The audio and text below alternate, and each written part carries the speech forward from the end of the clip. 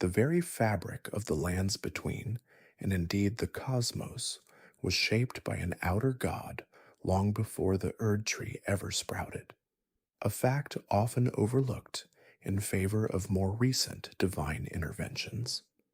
Before Queen Marika's golden reign, before the Elden Ring itself was forged into its familiar circular form, before the two fingers descended to guide humanity toward grace, there existed forces so ancient and so alien that their influence permeates every corner of the world you traverse, hidden in plain sight within item descriptions, environmental storytelling, and the cryptic utterances of those few who remember.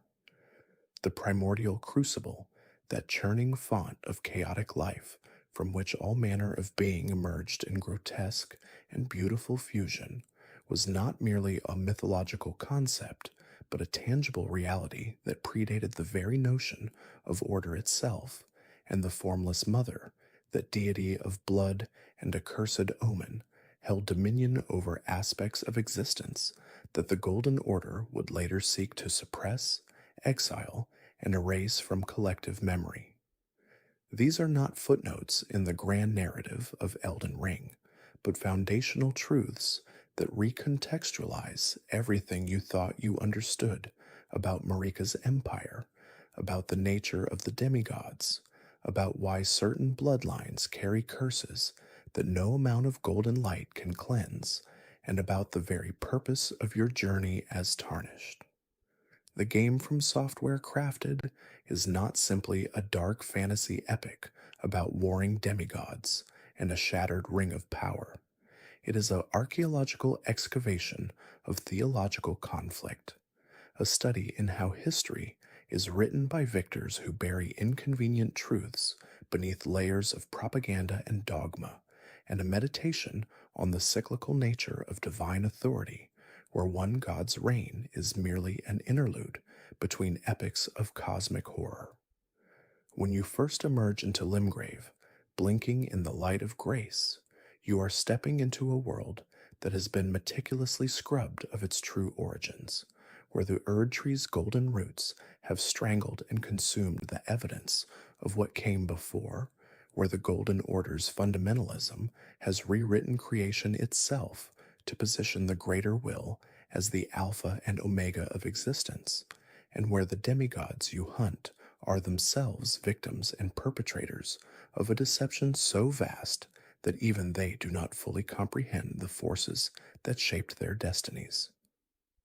The Night of Black Knives, that pivotal assassination that shattered the Age of Plenty and set brother against sister in a war that would reduce the realm to ruin, was not the beginning of the Lands Between's troubles, but merely the moment when centuries of suppressed tensions, forbidden knowledge, and divine manipulation erupted into open conflict.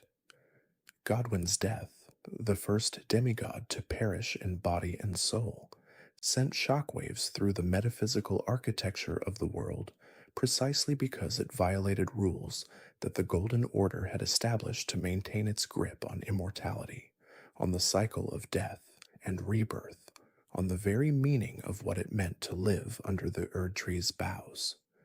But why did Marika, the eternal queen, the vessel of the Elden Ring, the goddess who had guided the lands between through ages of conquest and consolidation, choose that moment to shatter the ring itself, to fracture the source of her own power and plunge her realm into chaos?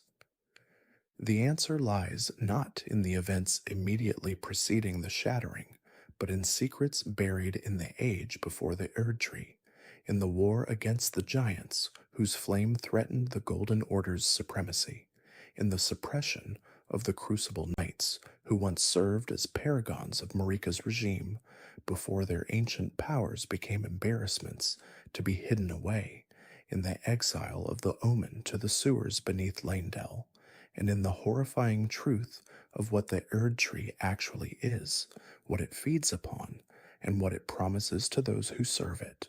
The demigods who inherited shards of the Elden Ring and carved out their domains in the aftermath.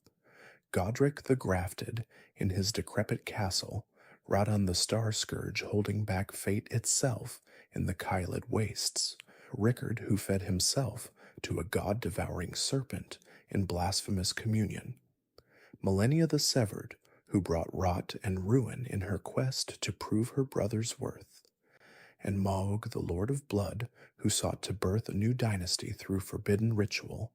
Each represents not merely a warlord scrambling for power, but a different response to the revelation of what the Golden Order truly demanded, what it truly concealed, and what alternatives might exist beyond its suffocating doctrine.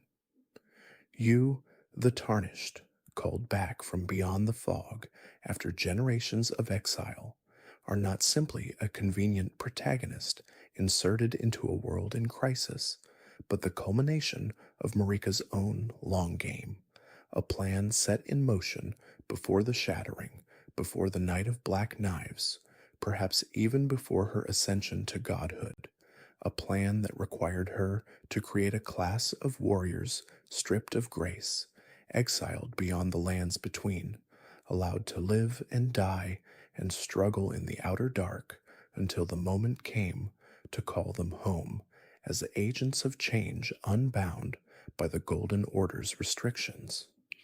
The guidance of grace that leads you from sight to sight, that illuminates your path toward the Erd Tree and the throne of Elden Lord, is not the benevolent hand of a loving God, but a mechanism of control, a leash that guides you toward a destiny that serves purposes you cannot yet fathom, and the two fingers that interpret the greater will's intentions are themselves unreliable narrators whose understanding of their God's desires may be centuries out of date or corrupted by their own agendas. As you cut through the demigods, claiming their great runes and absorbing their power, you are not restoring order, but perpetuating a cycle, feeding the Erd Tree with the very essence of those who were born from it. And every choice the game offers you, every ending you might pursue, from becoming Elden Lord under the Golden Order's continued reign, to ushering in the Age of Stars, where the greater will's influence is severed entirely, from bringing the frenzied flames apocalyptic reset to embracing the Duskborn ending that restores true death to the world, represents a different philosophical stance on what went wrong, when it went wrong, and whether the lands between can be saved or must be destroyed to break the cycle. But beneath even these grand metaphysical questions lie secrets that from software embedded so deeply into the game's fabric that only the most obsessive scholars have unearthed them. Connections between item descriptions, separated by hundreds of hours of gameplay, environmental details that tell stories without a single word of dialogue, NPCs whose questlines reveal truths that long before the Erdtree cast its golden light across the lands between, before the age of the Erdtree even began, there existed something far more ancient and far more primal. In this pre-Erdtree era, in a time so distant that even the oldest records barely whisper of it, the world was shaped by forces utterly alien to the order that would later define the realm. This was the age of the primordial crucible, and understanding it means understanding the very foundation upon which all life in the lands between was built. The primordial crucible was not a tree, not in the way you might imagine the towering Erd tree that dominates the landscape in the game's present day. Instead, the crucible represented something far stranger and more fundamental. It was a melting pot of life itself, a churning cauldron of existence, where the boundaries between species, between forms, between one living thing and another, simply did not exist as they do now. Imagine a state of being where a creature could possess the features of a dozen different animals simultaneously, where the distinction between plant and animal, between beast and humanoid, was meaningless. This was the nature of the crucible. All life emerged from this singular source, intertwined and inseparable, constantly shifting and reforming in an endless dance of biological possibility. Within the crucible, life was not categorized or separated into distinct forms. There were no clean divisions, no taxonomies, no species as we understand them. Everything was part of a single, undifferentiated whole. The horns of a ram, the tail of a reptile, the wings of a bird, the shell of a crustacean, all of these features could manifest in a single being without contradiction because the crucible recognized no such thing as contradiction. This was not chaos exactly, but rather a different kind of order, one where unity and amalgamation were the guiding principles rather than separation and specialization. The very concept of purity, of a creature being wholly one thing or another, was foreign to this primordial state. Every living thing that emerged from the crucible carried within it the potential for infinite variation, the genetic memory of all life blended together. From this crucible, or perhaps alongside it, there emerged what scholars and item descriptions refer to as the Great Tree. This entity, distinct from the later Erd tree that would be established by the greater will, appears to have been the physical manifestation or perhaps the natural outgrowth of the crucible's life giving power. The great tree was not golden, not infused with the holy light that would characterize its successor. Instead, it was something more organic, more connected to the raw vitality of the world itself. The relationship between the crucible and the great tree remains somewhat mysterious, with some evidence suggesting they were one and the same, while other fragments of lore imply the great tree grew from the crucible as its first great creation. What is clear is that this great tree served as a focal point for life in the ancient world, a wellspring from which all living things drew sustenance, and from which they emerged into being. But the crucible and the great tree were not the only primordial forces at work in this distant age. The outer gods, beings of immense power existing beyond the physical realm, had their own designs upon the world. Among these incomprehensible entities was the formless mother, an outer god whose nature was intrinsically tied to blood, to wounds, and to the raw, visceral aspects of life that civilized society would later seek to suppress or control. The formless mother existed in this deep past, her influence seeping into the world through the medium of blood itself. She was not formless in the sense of being weak or insubstantial, but rather in the sense that she had no fixed shape, no body as mortals understand it. She was blood, she was the act of bleeding, she was the communion that came from sharing blood and from spilling it. The formless mother's connection to what would later be called the Omen curse runs deep into this primordial period.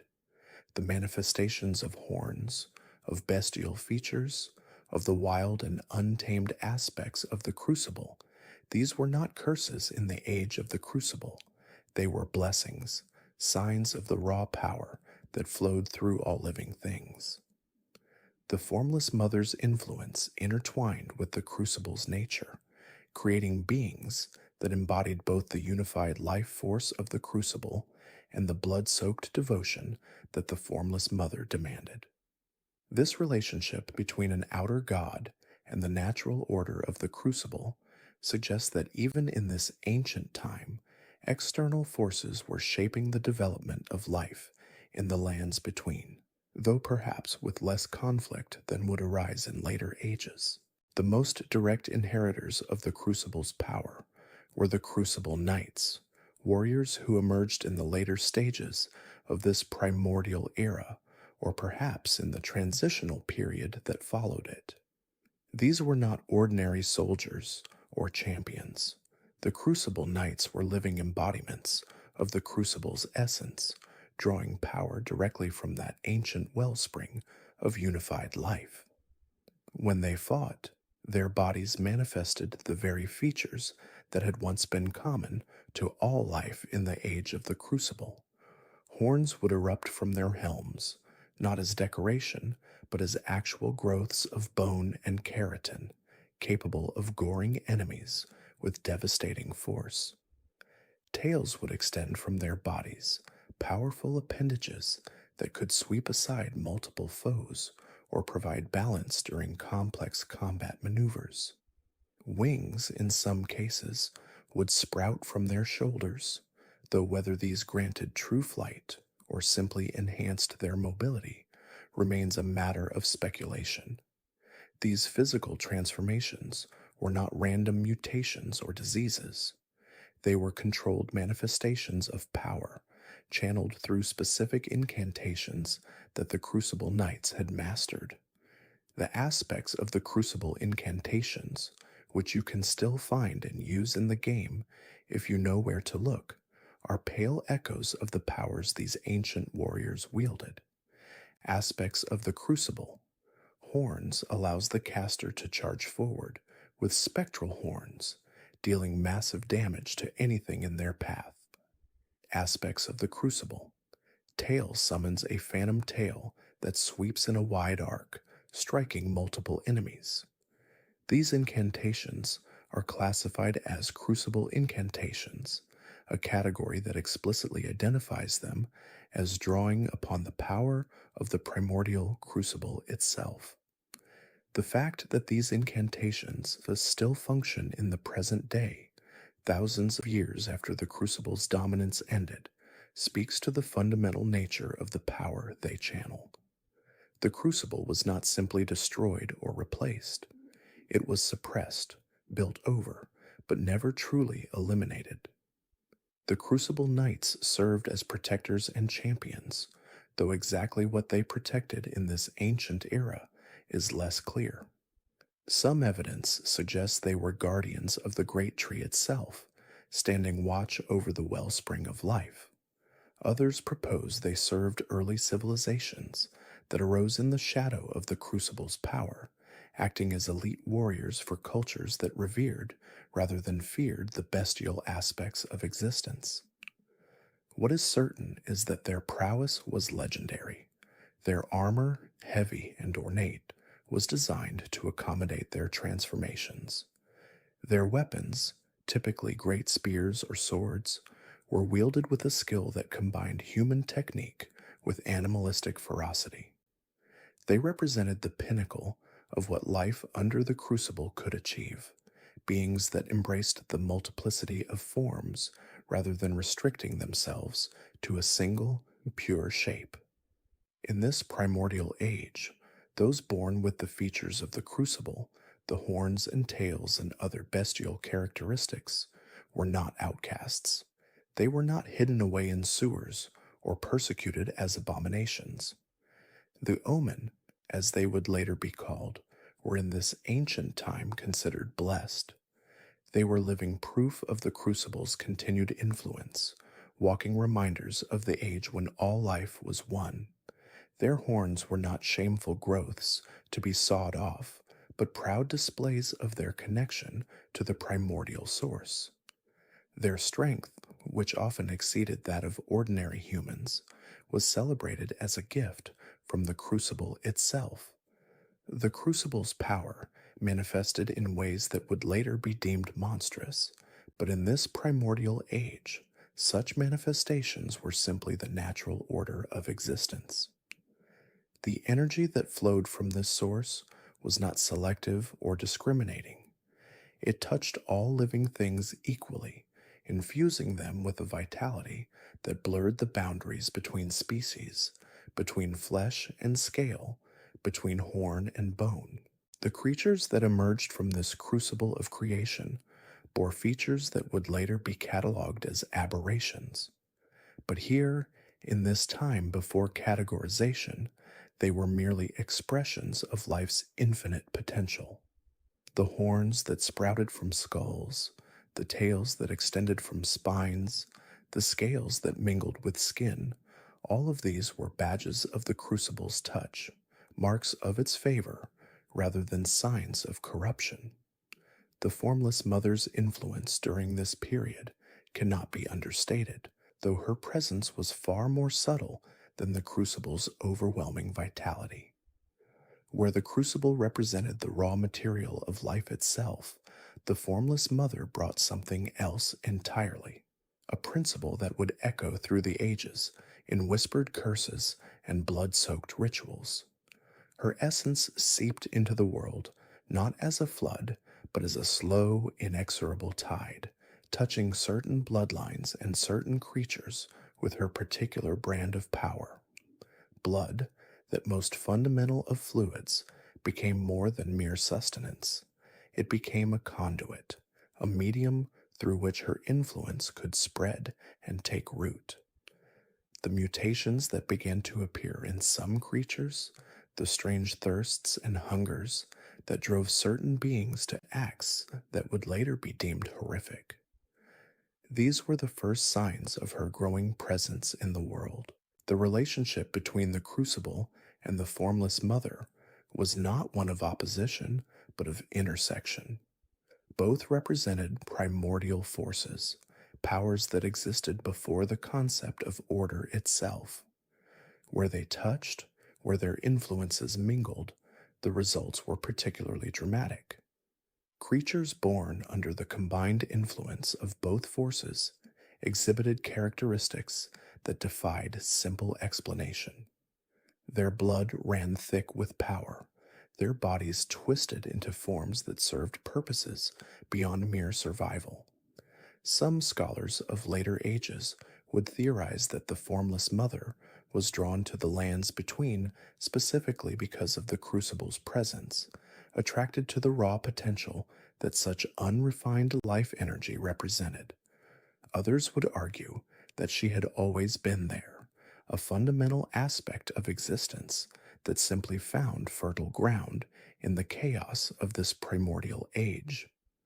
Dragons, or the beings that would eventually evolve into the ancient dragons known to later civilizations, found this environment particularly conducive to their development.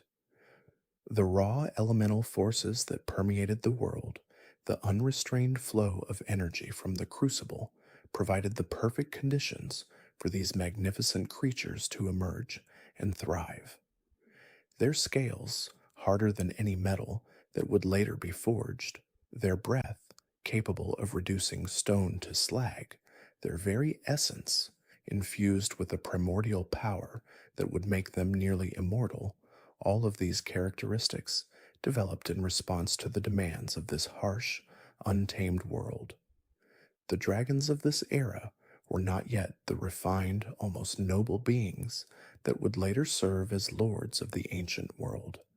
They were wilder, more primal, their forms still fluid and adapting to the ever-changing conditions of their environment. These proto-dragons competed not just with each other, but with countless other apex predators, creatures whose forms have been lost to time, but whose influence can still be traced in the fossil record and in the genetic memory of their distant descendants. The Crucible played no favorites. It empowered all equally, and only the strongest, the most adaptable, the most cunning survived to pass on their traits. The dragons that emerged victorious from this crucible of competition were beings of such power and majesty that they would eventually come to dominate the skies and mountains of the lands between. But that dominance was earned through countless generations of struggle, through adaptations and mutations that refined their forms into instruments of perfect predatory efficiency. The concept of grace, that golden light that would later mark the chosen of the Erd tree, had no meaning in this age. There was no external source of blessing, no divine favor to be sought or earned. Power came from within, from the ability to draw upon the crucible's essence and channel it through one's own body and will. The mightiest beings of this era were those who could tap most deeply into this wellspring of energy, who could withstand the transformative effects of such raw power without losing themselves entirely. This required a kind of strength that was both physical and spiritual, a resilience of form and purpose that few possessed. Those who succeeded became living legends, beings whose power shaped the world around them through sheer force of presence. The crucible's power was not seen as something to be controlled or refined. The very idea would have been nonsensical to the beings of this age. The crucible simply was, as fundamental and unchangeable as gravity or time. To attempt to shape it, to impose order upon it, would have seemed as foolish as trying to command the sun to stand still or the earth to cease its turning. Instead, the creatures of this era learned to work with the crucible, to accept its gifts and adapt to its demands. This created a kind of harmony, albeit a violent and chaotic one, where strength was respected and weakness was culled without mercy or hesitation. The physical manifestations of the crucible's power were particularly evident in what would later be called the omen characteristics. Horns of various shapes and sizes, some curling like ram's horns, others jutting straight and sharp like spears, sprouted from the skulls of many creatures. Tails, ranging from thick and muscular to long and whip-like, extended from spines, providing balance and serving as weapons in their own right. Scales appeared in patches or covered entire bodies, offering protection that no hide or fur could match. Wings, sometimes functional and sometimes vestigial, emerged from shoulder blades. Extra limbs, eyes in unexpected places, mouths filled with rows of teeth, all of these and more were common sights in this primordial world. None of these features were considered aberrations or curses. They were simply variations, different expressions of the same fundamental life force. The beings that bore these characteristics often found that they conferred significant advantages. The horns could be used as weapons or as tools for digging and breaking. The tails provided enhanced balance and could deliver devastating strikes. The scales offered protection against the claws and teeth of predators. The extrasensory organs allowed for greater awareness of one's surroundings. In a world where survival depended on one's ability to fight, hunt, and defend territory, these crucible-born traits were invaluable assets. Far from being shunned or hidden, they were often displayed proudly, marks of strength and vitality that commanded respect from rivals and attracted mates. The landscape itself reflected the wild, untamed nature of this age. There were no cities, no roads, no cultivated fields. The land was covered in dense forests, where trees grew to impossible heights, their branches intertwining to create canopies so thick that the ground below existed in perpetual twilight. Mountains thrust upward from the earth with jagged, irregular peaks, their slopes too steep and unstable for any but the most agile creatures to navigate. Rivers ran wild and unchecked, changing course with every major storm, carving new channels through the rock and soil. Volcanoes erupted with regularity, spewing ash and lava that reshaped entire regions overnight. The weather itself was more extreme, more violent, as if the very atmosphere was charged with the crucible's restless energy.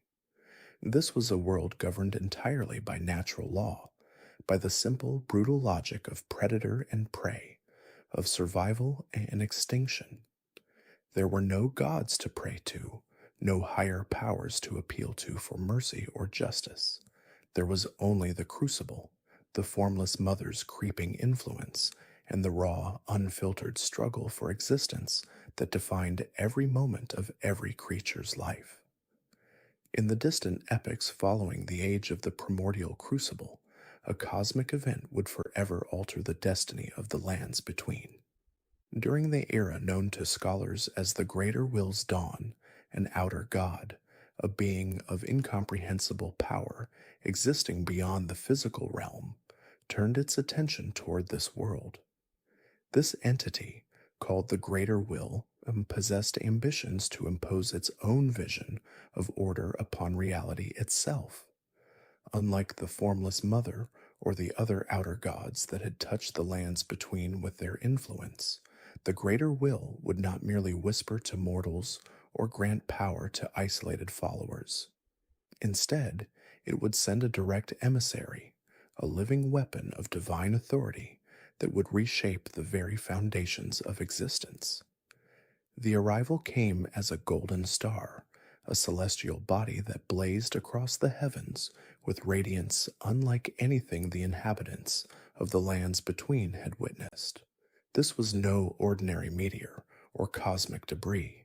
This golden star was the Elden Beast, a living embodiment of the Greater Will's power, a creature that served as both messenger and enforcer of its creator's cosmic design. Ancient texts and fragments of forgotten songs describe the moment of impact when the golden star descended and embedded itself into the fabric of the world. The Elden Beast did not simply arrive as a visitor. It became intrinsically woven into the lands between, establishing a connection between the outer god and the physical realm that would prove nearly impossible to sever. The beast itself possessed a form both beautiful and terrifying, a creature of pure golden light that swam through the air as if it were water, its body adorned with patterns that seemed to shift and change, reflecting the fundamental laws it had brought with it. With the Elden Beast came the Elden Ring itself, though not in the physical, broken form that later generations would come to know. The Elden Ring was, in its truest essence, a manifestation of the Greater Will's order, a cosmic framework that dictated the laws of reality within the lands between. It established the rules by which life and death would function, the principles governing cause and effect, the very nature of existence itself.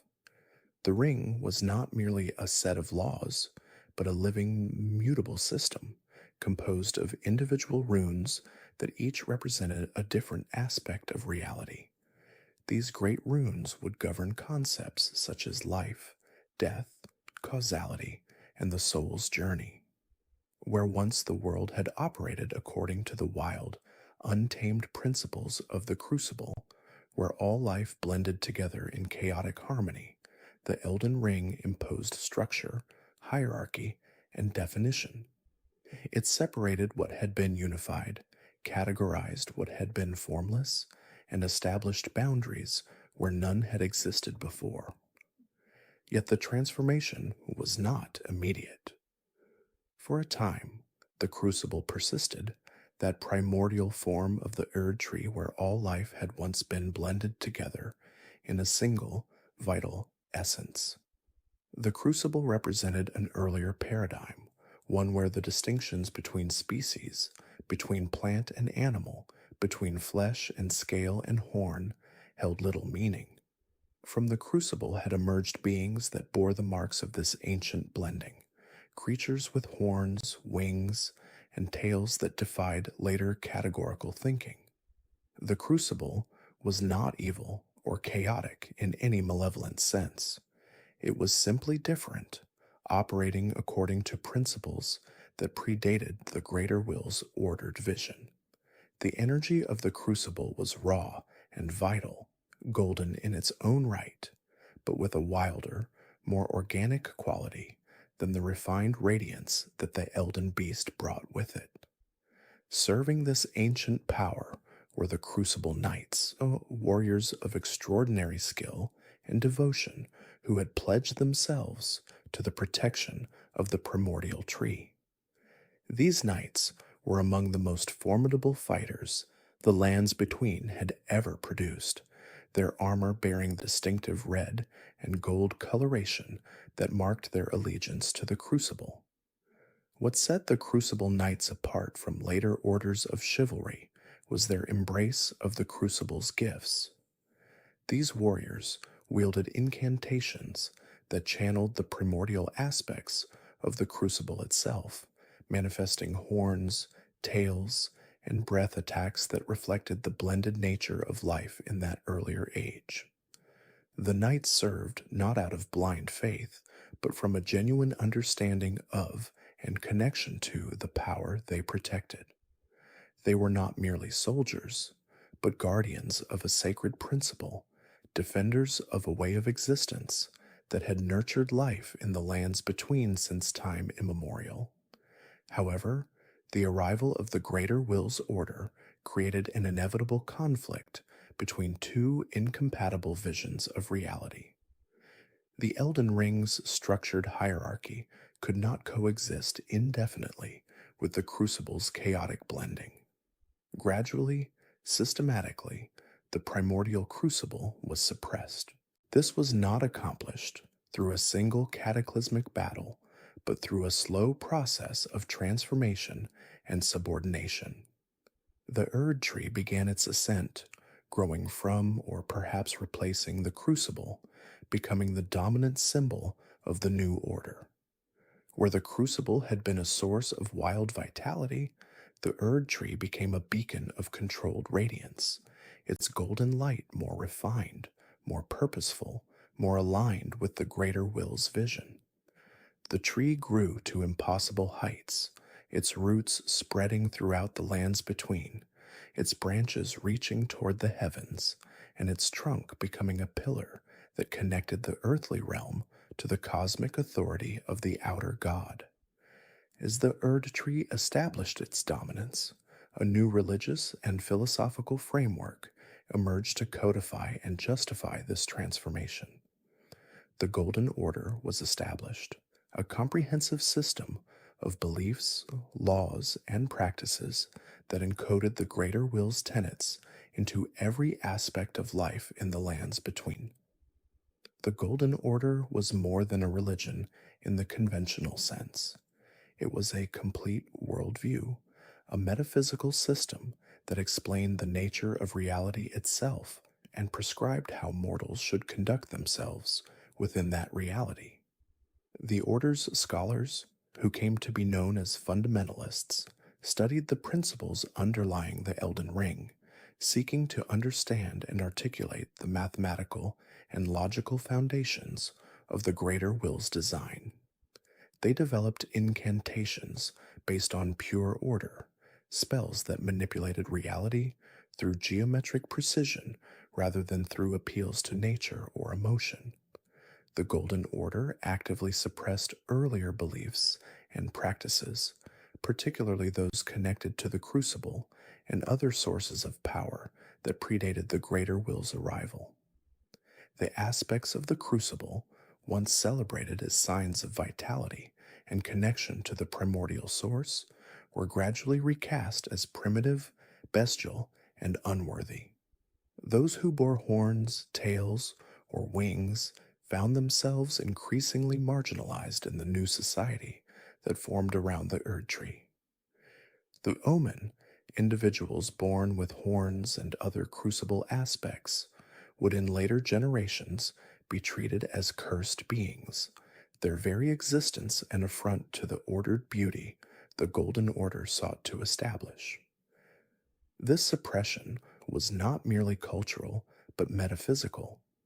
The Golden Order sought to reshape reality itself according to its principles, to make its vision of order not just dominant, but inevitable, the only conceivable way the world could function. Central to the Golden Order was the concept of grace, a visible manifestation of the greater will's favor. Grace appeared as golden light, often depicted as flowing streams or points of radiance that guided the faithful toward their destined paths. To be graced was to be acknowledged by the greater will itself, to be marked as an agent of its design. Grace was not earned through moral virtue in any conventional sense, but was instead bestowed according to the inscrutable purposes of the outer God. Those who possessed grace could see the guidance of the Erd tree, golden rays of light that pointed them toward their ordained purposes. The grace also granted a form of immortality, or at least protection from true death, allowing the graced to return even after their bodies were destroyed. This gift would prove central to the events that would unfold in ages to come, but in these ancient times, grace served primarily as a mark of legitimacy, a visible sign that separated those chosen by the greater will from those who existed outside its favor. The greater will required a vessel, a mortal being who could serve as the living embodiment of the Elden Ring and channel its power into the world. For this crucial role, Marika was chosen. The exact circumstances of her selection remain shrouded in mystery, lost to the countless ages that have passed since that pivotal moment. What is known is that Marika was not born a god, but was elevated to divinity through her union with the Elden Ring. She became the Eternal Queen, a title that reflected both her immortality and her role as the supreme authority in the lands between. Marika was imbued with the power of the Elden Ring, her body becoming the vessel that contained and channeled the cosmic order of the greater will. She was transformed from whatever she had been before into something fundamentally different, a being that existed at the intersection of mortality and divinity, flesh and concept, individual will and cosmic design. As a god, Marika possessed powers that transcended mortal understanding. She could manipulate the great runes that composed the Elden Ring, altering the fundamental laws of reality itself. She could bestow grace or withdraw it, marking individuals as chosen or casting them beyond the pale of the Golden Order. She became the living symbol of the New Age, the face of the greater will's authority, and the architect of the civilization that would flourish under the Erd tree's golden boughs. Yet Marika was not merely a puppet or mindless vessel. The fragments of history that survive suggest a complex figure, one capable of independent thought and action, whose relationship with the greater will would prove far more complicated than simple obedience. However, the establishment of this new order did not go unchallenged. The lands between already had rulers, ancient and powerful beings who had held dominion long before the golden star fell from the heavens. The ancient dragons, magnificent creatures of scale and storm, had established their own civilization in the age before the Erd tree. These were not the lesser dragons that would populate later eras, but the true ancient dragons, beings of immense power and intelligence. They were led by Placidusax, the Dragon Lord, a creature of such might that he served as Elden Lord in that earlier age. Placidusax himself was consort to a previous god, an outer god whose identity has been lost to time, but whose influence had once shaped the lands between, just as the greater will now sought to do. The ancient dragons had built their own order, centered around Farum Azula, a massive floating city that defied the laws of gravity and stood as a testament to draconic power and sophistication. Their civilization was built on principles of strength and natural hierarchy, where power determined position and the strongest ruled by right of their might. The dragons possessed their own form of immortality, their scales granting them resistance to the ravages of time, and their mastery of lightning gave them dominion over the storms themselves.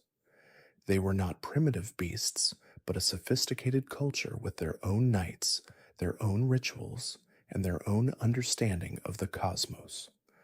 The rise of Marika and the Golden Order represented an existential threat to draconic supremacy. Two incompatible visions of order could not coexist in the same realm. The result was inevitable. A great war erupted, known to later generations as the Dragon War, a conflict that would reshape the lands between and establish the hierarchy of power that would persist for ages to come. With the dragons still a formidable threat to the nascent Golden Order, Marika turned to her first and greatest champion to secure her dominion.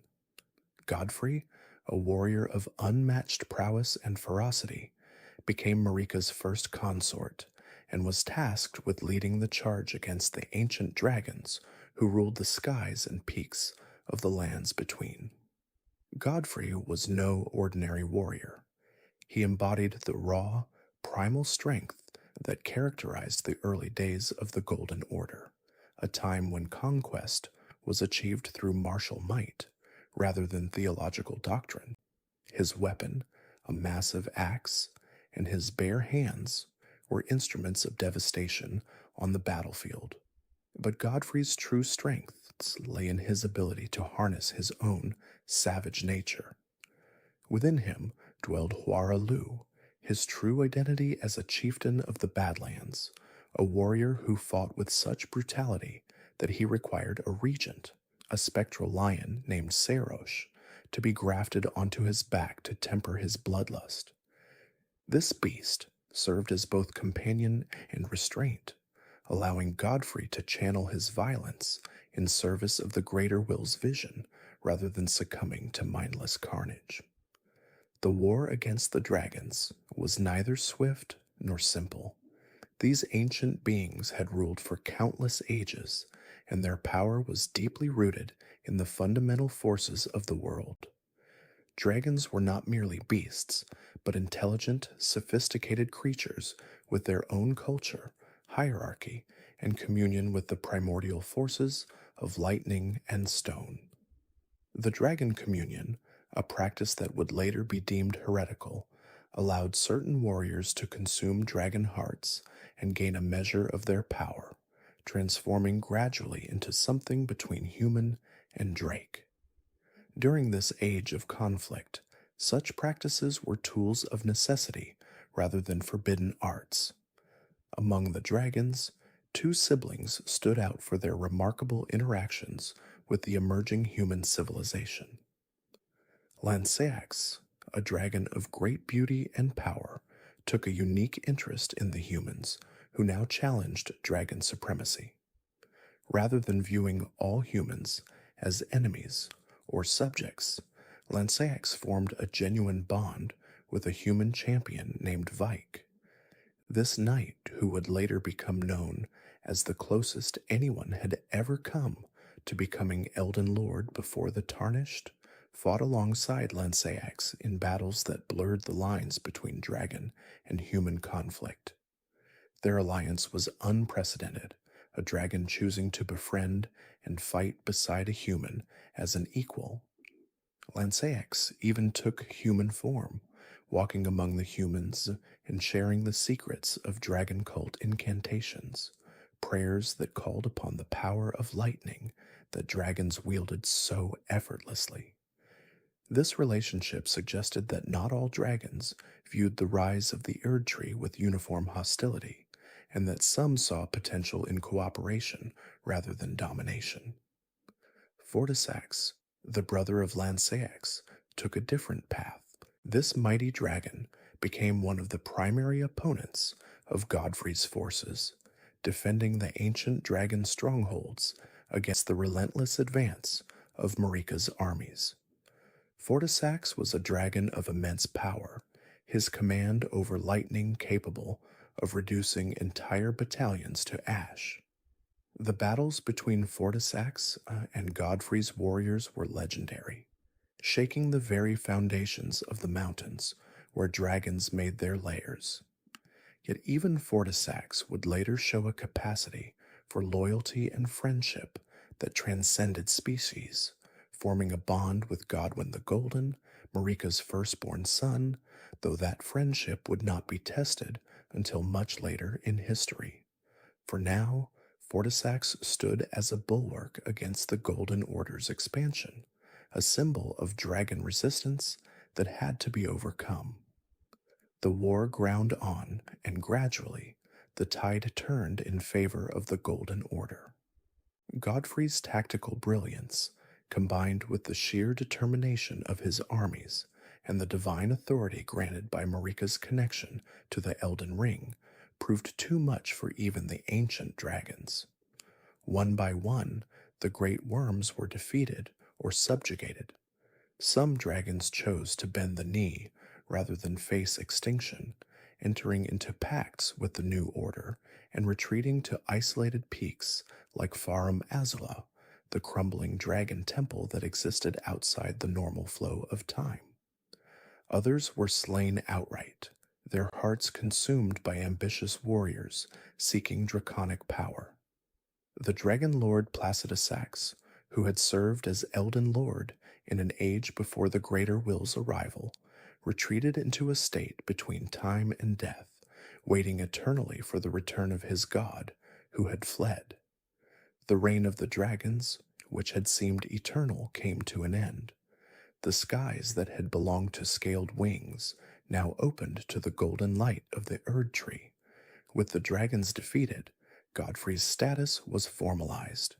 He became the first Elden Lord, the mortal consort of Queen Marika, and the military leader of the Golden Order. This title carried immense authority, second only to Marika herself. As Elden Lord, Godfrey commanded the armies that would continue to expand the Golden Order's territory, bringing all the lands between under the Erdtree's dominion.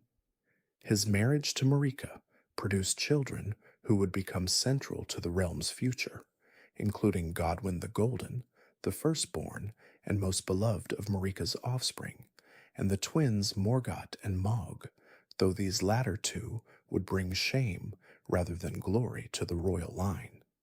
As the Golden Order solidified its power and began to codify its laws and theology, the perspective on what was natural and blessed began to shift dramatically. The crucible, that primordial form of the Erd tree where all life blended together, had once been revered. The knights who served it, bearing horns, tails, and wings, had been honored warriors. But as the Golden Order matured and sought to establish clear hierarchies and categories of being, the wild, chaotic aspects of the crucible became increasingly problematic. The new theology emphasized purity, order, and the supremacy of the Erd tree's current form over its ancient, more primal incarnation. Those features that had once been seen as blessings from the crucible, signs of connection to the primordial life force, were now reinterpreted as curses. The Omen became the most visible victims of this ideological shift. Omen were individuals born with horns, twisted features, and other characteristics that recalled the crucible's chaotic blending of forms. These were not new mutations, but rather the resurfacing of ancient traits that had always existed in the bloodlines of the lands between. What changed was not the Omen themselves, but how society viewed them.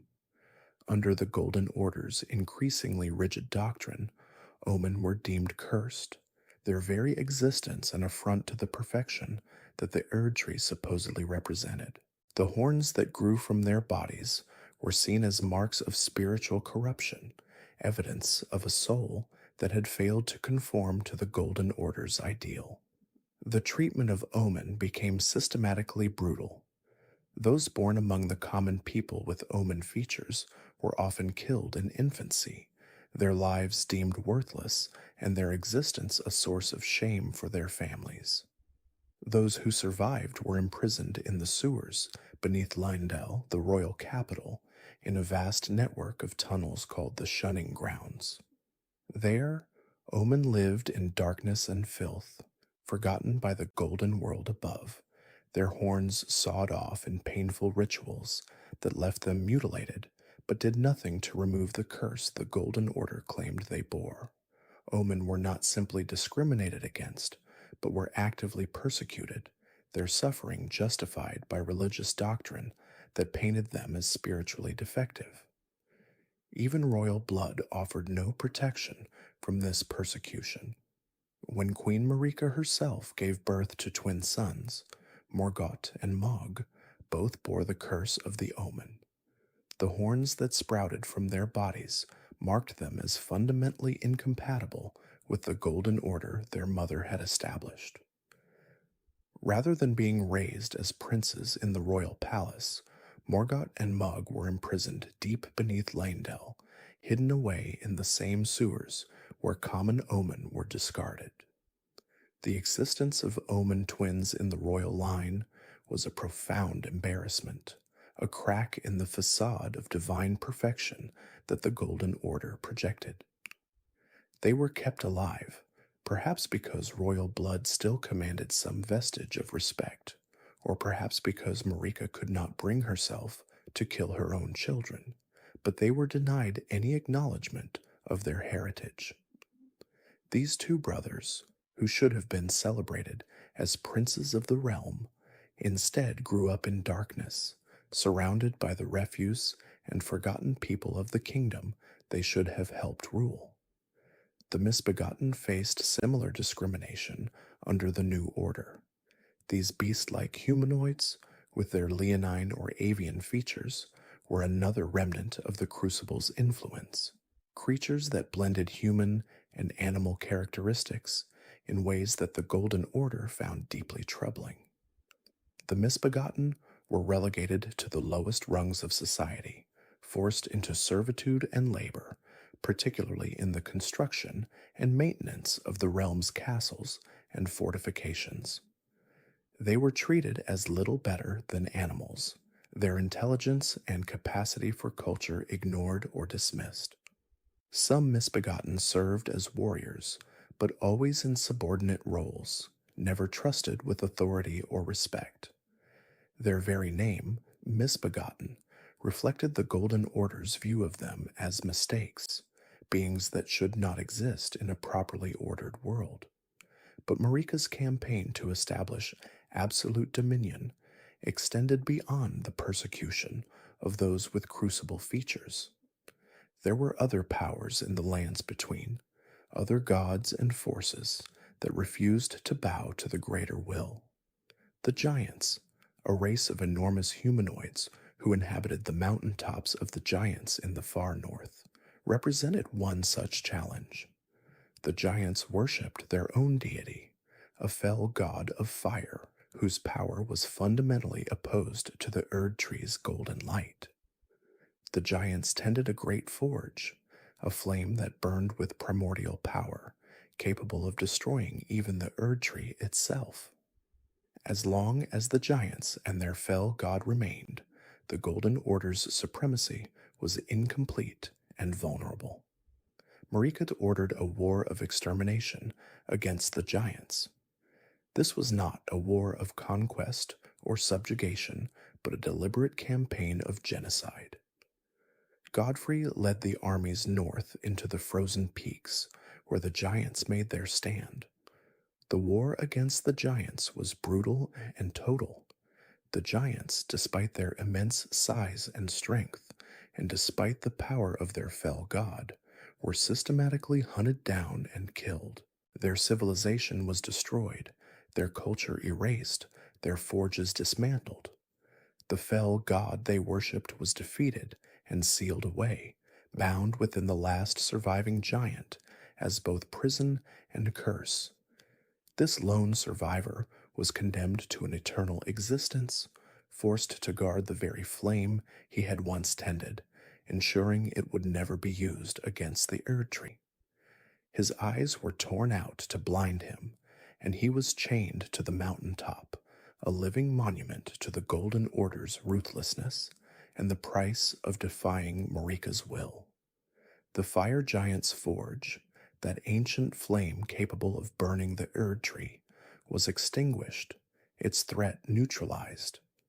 Yet it could not be destroyed entirely, for such primordial forces cannot simply cease to exist.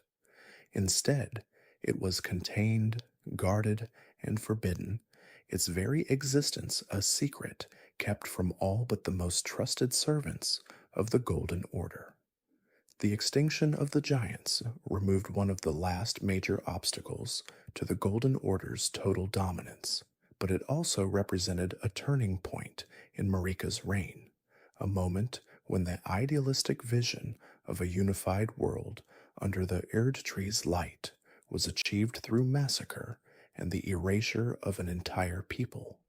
And so, as the age of the Erd Tree truly began to blossom, a new and formidable challenge arose, one that would indelibly mark the nascent Golden Order and shape the very landscape of the lands between.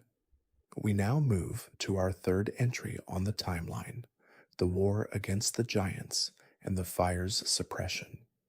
This pivotal conflict unfolds firmly within the early years of the Golden Order, as Queen Marika sought to consolidate her dominion and secure the future of her divine rule. Before the Erd Tree's golden light fully enveloped the lands between, and indeed, long before the Golden Order's tenets were universally embraced, the formidable fire giants held sway over the frigid, desolate peaks of the mountain tops of the giants. These colossal beings, ancient inhabitants of that inhospitable region, were not merely a race of immense strength, but also fervent worshippers of a terrifying cosmic entity, the Fell God. This outer god, a primordial deity of destructive fire, represented an antithetical force to the life giving grace of the Erd Tree. Its influence was immense and its power catastrophic, manifesting as the flame of ruin. This wasn't merely a powerful fire, it was an inferno of such destructive potential that it was said to be capable of burning the Erd Tree itself, reducing the very symbol of Marika's burgeoning reign to ash. The existence of such a destructive force and its devout followers presented an existential threat to Marika's vision of a unified, Golden Order ruled lands between. Queen Marika, now firmly established as the new god of the lands between and the architect of the Golden Order, recognized this inherent danger. Her ambition was not merely to rule, but to establish an eternal order, one where the Erd Tree stood as the unassailable beacon of divinity. The presence of a rival god, worshipped by a powerful race, and possessing the means to utterly destroy her sacred tree, was an unacceptable challenge to her sovereignty. Thus, Marika initiated a full-scale war against the fire giants. This was not a mere skirmish, but a calculated campaign, driven by the dual objectives of consolidating her rule and, more critically, protecting the Erd Tree from the existential threat posed by the flame of ruin.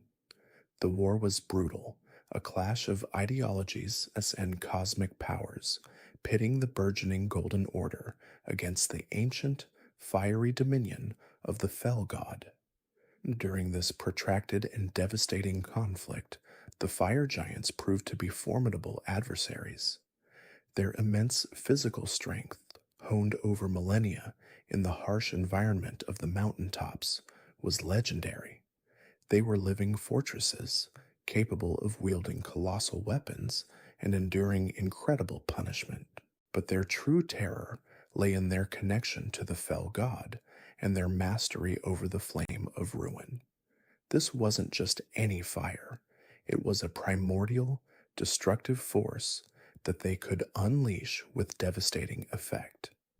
Imagine the sheer scale of such a battle: towering giants, wreathed in the very flames that could consume the Erd Tree, clashing with Marika's forces, who, though powerful, were fighting against a force of nature itself. The sheer destructive power unleashed during these battles must have scarred the landscape, leaving indelible marks on the very fabric of the lands between.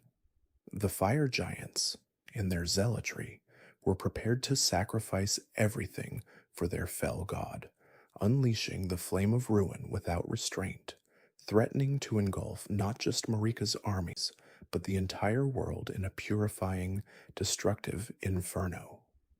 Despite the immense power and resilience of the fire giants and the terrifying destructive potential of the Flame of Ruin, they were ultimately defeated by Marika's forces.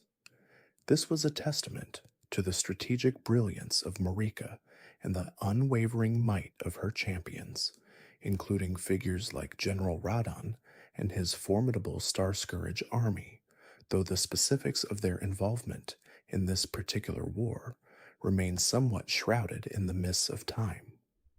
The defeat of the fire giants was a devastating loss for their race, a catastrophic blow that shattered their ancient civilization and left them on the brink of extinction. The sheer scale of this victory for the Golden Order cannot be overstated. It eliminated a direct existential threat to the Erd Tree and cemented Marika's authority as the supreme deity of the lands between. The war was won, but the threat of the Flame of Ruin, though suppressed, still lingered. To ensure the Flame of Ruin could never again be wielded to threaten the Erd Tree, Marika enacted a cruel but effective measure. The last remaining fire giant, a colossal figure embodying the defiance and power of his fallen race, was cursed. His fate was to eternally tend the Flame of Ruin, preventing its uncontrolled spread. This wasn't a merciful act, but a pragmatic one. The Flame of Ruin, being an outer god's manifestation, could not simply be extinguished. Instead, it had to be contained, its destructive potential perpetually managed by the very creature it had once empowered. This solitary, eternally suffering giant became a living prison for the flame, a grim reminder of the war and the lengths Marika would go to protect her golden order. His existence was one of perpetual torment, a lonely vigil over the very fire that had once been the source of his people's power and ultimately their downfall. Following this, the Flame of Ruin was then sealed away within the Giant's Forge, a colossal cauldron-like structure in the heart of the mountain tops. This act was crucial as it prevented the Flame of Ruin from being used to burn the Erd Tree, thus removing the most significant threat to Marika's reign. The Giant's Forge became both a tomb and a prison, a place of immense power and immense danger, forever watched over by the cursed fire giant. The sealing of the flame marked a turning point, allowing the Golden Order to flourish without the immediate threat of total annihilation. It was a strategic masterstroke, ensuring the long-term stability of Marika's rule and the continued ascendancy of the Erd Tree. However, it is important to note that the concepts of divine fire and god-slaying power were not exclusive to the fell god and the Flame of Ruin.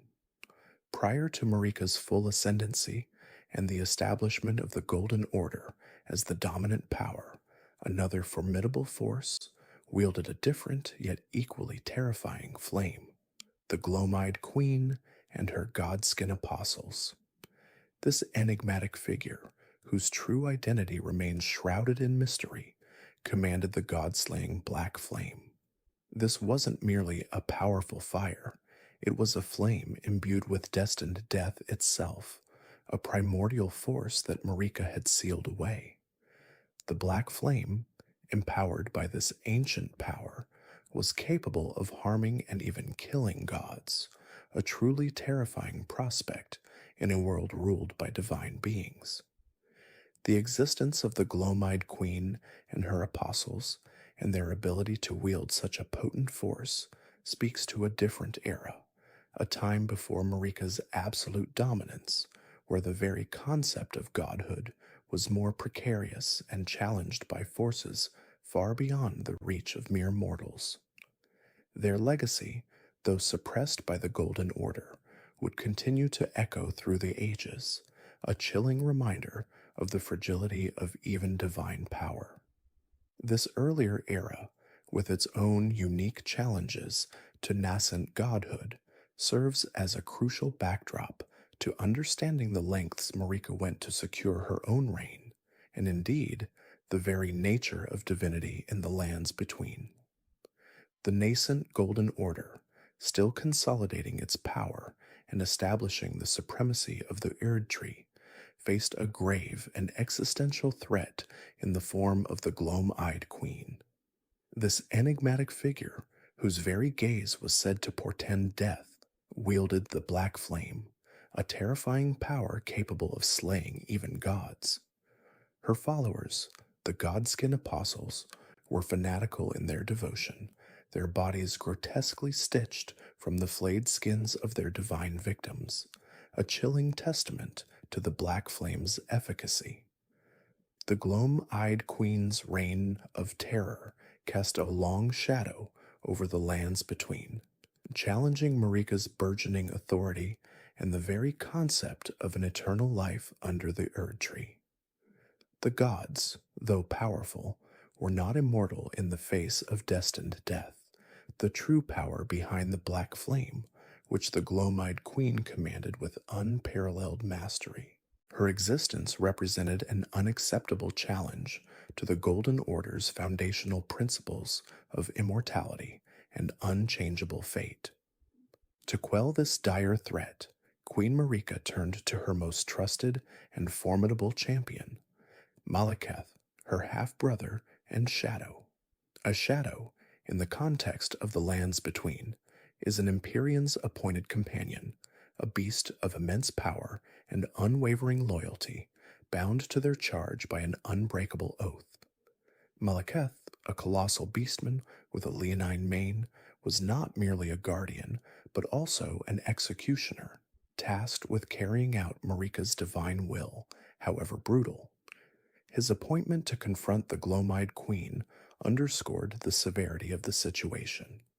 This was not merely a skirmish, but a decisive battle for the very soul of the lands between. The fate of the Golden Order, and indeed the future of life and death, hung in the balance.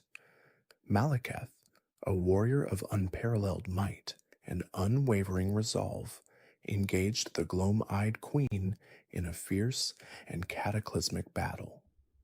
The clash between these two titans must have shaken the very foundations of the world, with the destructive power of the Black Flame pitted against Malekith's raw strength and divine protection.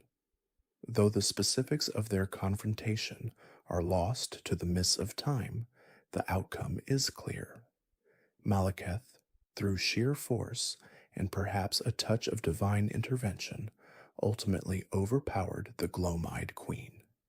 This victory was not easily won, for the Black Flame was a power unlike any other, capable of inflicting wounds that would not heal, and striking at the very essence of a god's being.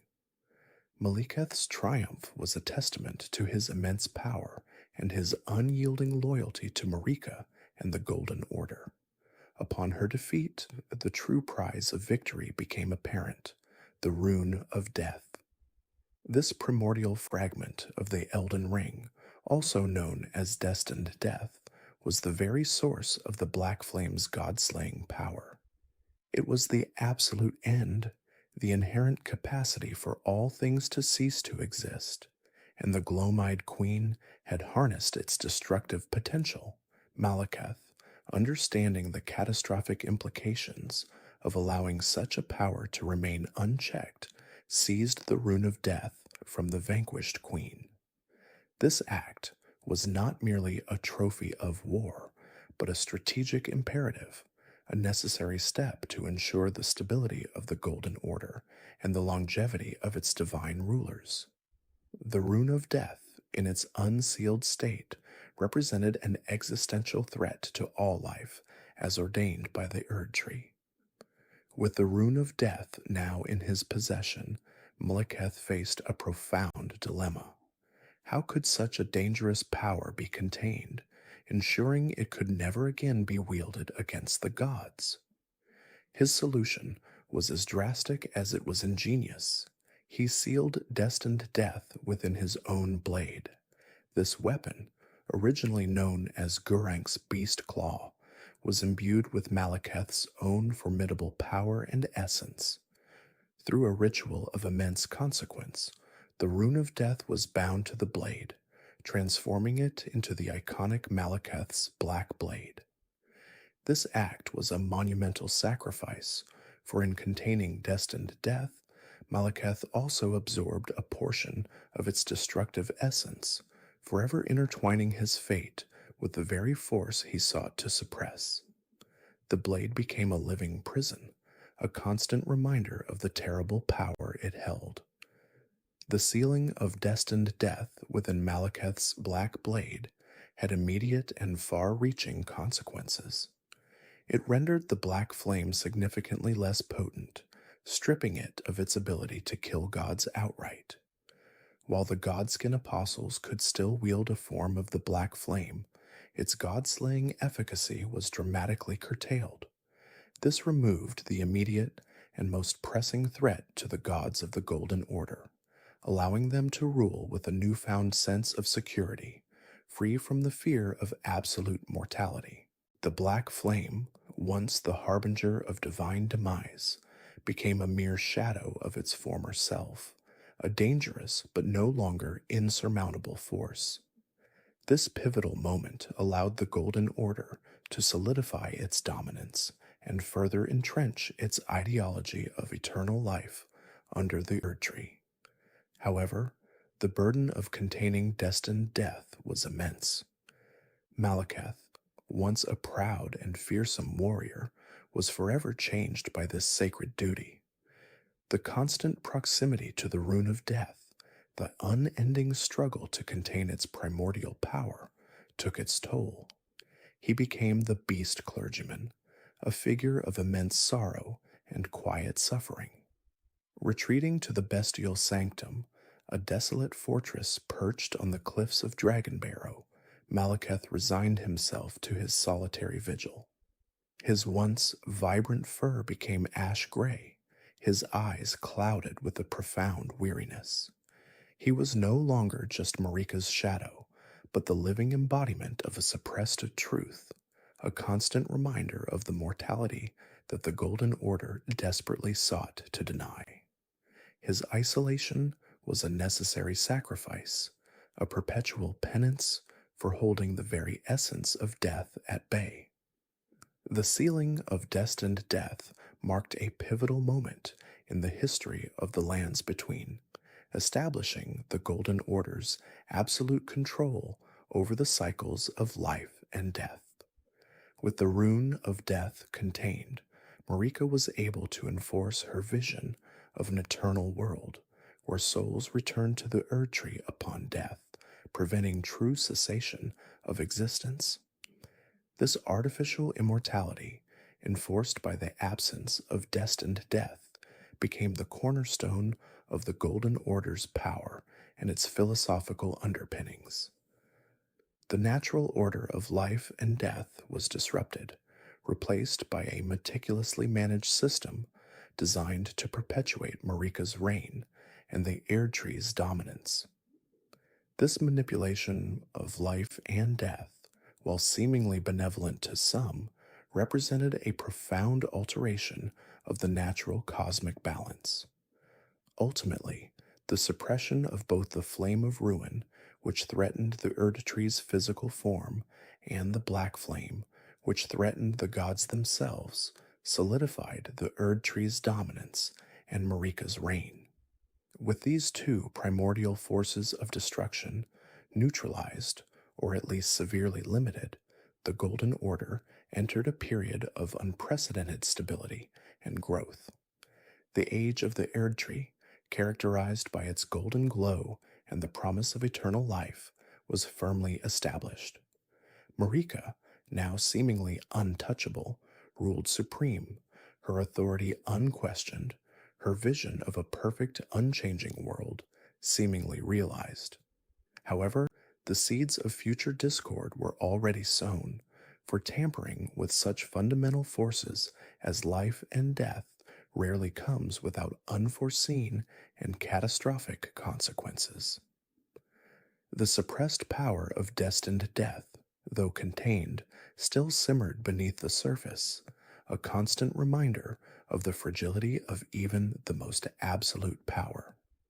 Previously, we discussed the war against the giants and the subsequent suppression of the fell god's flame, a pivotal moment that solidified the Golden Order's dominance. Now, as our timeline progresses into the late Erdtree Age, specifically the period leading up to the Shattering's Eve, we arrive at a series of events that would irrevocably alter the fate of the lands between the Night of Black Knives and the cataclysmic Shattering itself. The architect of this unfolding tragedy was none other than Rani the Witch, an Empyrean and daughter of Radagon and Renala. Rani, a demigod herself, harbored a profound and deeply personal resentment towards the Greater Will, the enigmatic outer god that had chosen Marika as its vessel and established the Golden Order. The Greater Will's influence, she believed, was a stifling force, dictating the destinies of Empyreans, forcing them into a preordained path to become gods. Rani yearned for freedom, for a destiny unwritten by an external cosmic entity. Her desire to escape this predetermined fate, to break free from the Golden Order's suffocating embrace, became the driving force behind her audacious plot. She sought to cast off her physical body, the vessel intended for a god, and thus sever her connection to the Greater Will's grand design. To achieve this, Rani recognized the need for a clandestine and powerful ally. She found them in the Black Knife Assassins, a shadowy cabal of Numen women. The Numen are an ancient, mysterious race, said to be descended from another world and possessing an inherent connection to death and the unseen. Crucially, these particular Black Knife Assassins shared a close, almost familial tie to Queen Marika herself. Their allegiance to Rani, therefore, speaks volumes about the complex and often contradictory loyalties that permeated the highest echelons of the Golden Order. It suggests a deep-seated discontent, perhaps even a hidden faction within Marika's own inner circle, or a manipulation so profound that it twisted their inherent loyalties. Their training and their very nature made them ideal instruments for Rani's dark design. The linchpin of Rani's plan, however, lay in a forbidden power, the Rune of Death. This primordial force, also known as destined death, was the ultimate embodiment of mortality, the very power that ensured all things eventually met their end. For centuries, this terrifying power had been sealed away by Queen Marika, entrusted to the vigilant guardianship of Malekith, the Black Blade, her shadow and half-brother. Malekith, in his beastly form as Gurranq, the beast clergyman, had been cursed to forever guard this potent rune, ensuring that destined death remained absent from the lands between, thus contributing to the unnatural immortality that pervaded the age. Rani, with the aid of the Black Knife Assassins, managed to steal a fragment of this sealed Rune of Death from Malekith. The specifics of how this theft occurred are shrouded in mystery, a testament to the assassin's stealth and Rani's cunning. It implies a breach of the highest security, a betrayal of trust, or perhaps an exploitation of Malekith's own internal struggles and vulnerabilities. This stolen fragment, though small, contained enough of Destined Death's raw power to achieve Rani's insidious aims. Empowered by this stolen fragment of the Rune of Death, the Black Knife Assassins were unleashed. Their blades, already formidable, now pulsed with the forbidden power of true mortality, capable of striking down even the immortal demigods. On a night that would forever be etched in the annals of the lands between, a coordinated assault was launched. This clandestine operation, known as the Night of Black Knives, saw the assassins strike simultaneously across the vast expanse of the lands between, targeting various demigods. The sheer audacity and precision of this attack suggest a level of organization and intelligence that points directly to Rani's meticulous planning and the assassin's unwavering commitment. The targets were not random, they were carefully selected, each death serving a specific purpose within Rani's grand scheme. Among the demigods targeted, one stood out as the primary objective: Godwyn the Golden. Godwyn, the firstborn son of Queen Marika, and Godfrey, the first Elden Lord, was a figure of immense prestige and adoration. He was a paragon of chivalry, a beloved war hero who had led the Golden Order's forces to victory against the dragons, even befriending the ancient dragon Fortisax. His assassination was not merely an act of violence, it was a profound sacrilege, a direct assault on the very heart of the Golden Order and Marika's lineage. The Black Knife assassins, guided by Rani's will, specifically targeted Godwyn, ensuring his demise was both swift and uniquely horrifying. The rune of death, unleashed through the assassin's blades, struck Godwyn, but the nature of his death was not a simple cessation of life. The fragment of destined death, combined with Rani's ritualistic manipulation, caused Godwyn's soul to be slain, utterly extinguished by the forbidden power. However, his physical body, perhaps due to the unique properties of the rune of death fragment or the incomplete nature of the ritual, remained. It was a grotesque mockery of life, a body without a soul, cursed to an undeath state. This horrifying outcome, the death of the soul but not the body, would later manifest as the Prince of Death, a festering blight that would spread corruption throughout the lands between, a constant macabre reminder of the Night of Black Knives.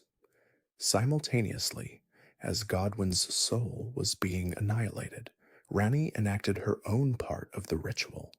Using the very same stolen rune of death, she struck down her own Empyrean flesh.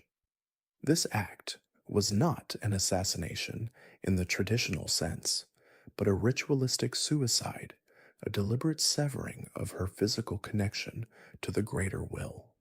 By slaying her own body, Rani preserved her soul, allowing it to transcend its physical form and inhabit a new vessel, a doll body crafted in the likeness of a snow witch. This doll, a puppet animated by her consciousness, became her new existence, a means to escape the clutches of the greater will and forge her own destiny, free from the constraints of her demigod lineage. These two simultaneous deaths, occurring on that fateful night, were intrinsically linked and crucial to Rani's overarching plan.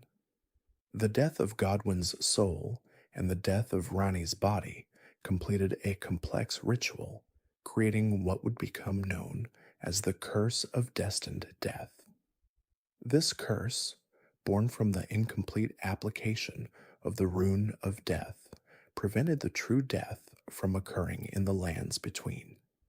Instead, souls would return to the Erd tree, their bodies merely shells, leading to an endless cycle of undeath and resurrection for many, a state of being that would plague the lands between for centuries to come. It was a twisted perversion of life and death, an echo of the stolen fragment's power. The aftermath of the Night of Black Knives sent shockwaves through the lands between, but none were more profoundly affected than Queen Marika herself. Upon learning of Godwyn's horrific death, her beloved son's soul utterly extinguished, and the sacrilege of the Rune of Death's theft and misuse, Marika was consumed by an immense, all-encompassing grief and an incandescent rage. Her sorrow was not merely that of a mother losing a child. It was the sorrow of a god witnessing the fundamental laws of her order being irrevocably broken. The rune of death, the very power she had sealed away to ensure the stability of her golden order, had been used to strike down her own kin, and in a manner that defied the very concept of death as she had established it. In her unparalleled fury, a raw and primal outpouring of divine power, Marika wielded her hammer. With a single, devastating blow, she shattered the Elden Ring itself. The Elden Ring, the physical manifestation of the Golden Order's power, the very concept of order and law that governed the lands between, was broken into countless fragments. This act was not merely an outburst of emotion. It was a deliberate, albeit desperate, act of defiance against the greater will, a rejection of the established order that had allowed such a tragedy to occur. It was a desperate attempt to reset the cosmic balance, to perhaps even undo the damage, or to simply express the depth of her despair and anger. The shattering of the Elden Ring had immediate and catastrophic consequences. Its immense power, once a cohesive force, fragmented into great runes, each imbued with a portion of its former might. These great runes, radiating with primordial power, were then scattered across the lands between, falling into the hands of Marika's demigod offspring, her children and stepchildren.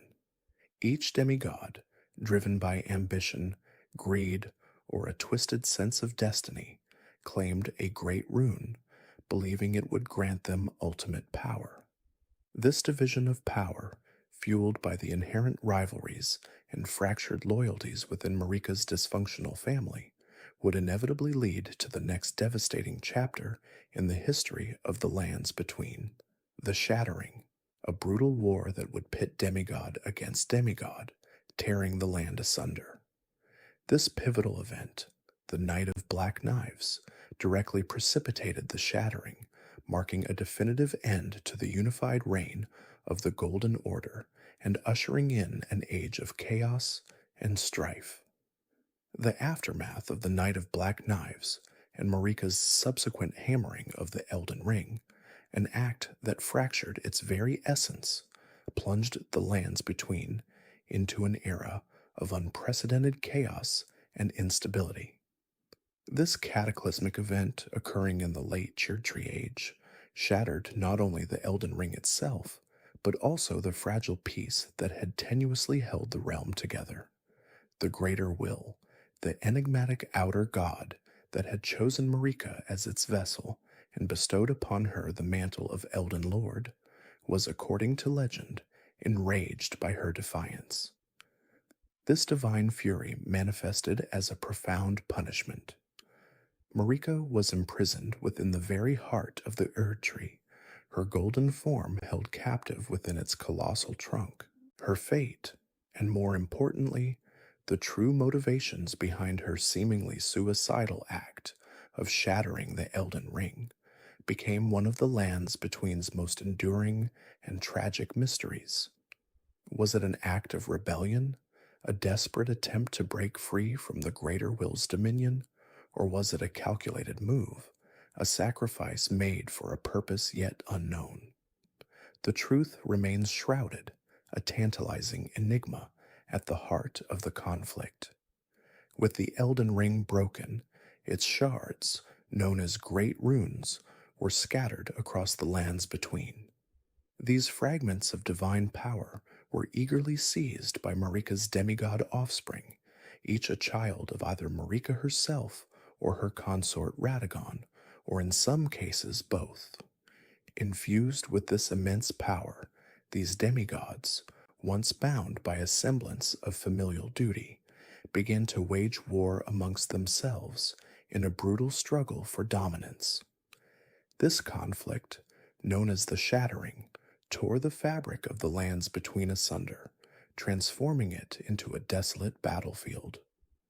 Among the first to react to this new reality was Godric the Grafted, one of Marika's more distant offspring, a descendant of Godfrey, the first Elden Lord. Lacking the inherent power and prestige of his more formidable siblings, Godric, in a desperate bid for strength, fled to Limgrave, the verdant coastal region at the western edge of the lands between. There, he began a macabre practice of grafting. Driven by an insatiable hunger for power, Godric would sever the limbs of defeated warriors, both human and demigod, and surgically attach them to his own body, a grotesque amalgamation of flesh and ambition. Each new limb, each new appendage, was meant to imbue him with the strength and skill of its former owner, a twisted form of self improvement that spoke volumes about his insecurity and ruthless pragmatism. His castle, Stormvale, became a monument to his depravity, its walls adorned with the remnants of his victims, a chilling testament to his pursuit of power. Meanwhile, in the arid, crimson-stained wastes of Caelid, another demigod, General Radon, son of Radagon and Renala, queen of the full moon, became consumed by a different kind of obsession. Radon, a colossal figure whose immense physical strength was matched only by his strategic brilliance, had once been a revered warrior. However, after the shattering, his focus shifted dramatically. He became fixated on stopping the stars, specifically the movement of celestial bodies, which he believed were conduits for the influence of outer gods, powerful cosmic entities from beyond the lands between. Radon, having studied gravitational magic under the tutelage of the Alabaster Lords, mastered the ability to manipulate gravity itself. This allowed him to ride his beloved, albeit tiny steed, Leonard, despite his immense size, and more importantly, to halt the very motion of the stars in the sky. His motivations were complex, a deep-seated fear of the unknown, a desire to protect the lands between from external threats, and perhaps a lingering loyalty to the Golden Order, which viewed the outer gods with suspicion. His war against the stars was a lonely, arduous one, fought in the desolate expanses of Caelid, a testament to his unwavering, if misguided, resolve. This cosmic struggle, however, was interrupted by the arrival of another formidable demigod, Millennia, the Blade of Miquella. Millennia, one of the twin children of Marika and Radagon, was a warrior of unparalleled skill and grace, but she was also afflicted by the scarlet rot, a horrifying, corrosive disease that slowly consumed her body and mind. The rot, a curse tied to an outer god of decay, manifested as a beautiful yet deadly bloom, and Millennia struggled constantly to contain its spread, often sealing herself away to prevent its contagion. Yet despite her suffering, her loyalty to her twin brother, Miquella, was absolute. When Miquella, in his quest to cure her and create a new, unalloyed form of life, was abducted by Mog, Lord of Blood, Millennia embarked on a desperate journey to reclaim him. Her path led her to Caelid, where she confronted Radon. The ensuing battle, known as the War of the Scarlet Rot, was a catastrophic clash between two of the most powerful demigods. Millennia, in a moment of desperation, unleashed the full, unbridled power of the Scarlet Rot, transforming Caelid into a blighted wasteland and leaving both herself and Radon in a state of profound debilitation.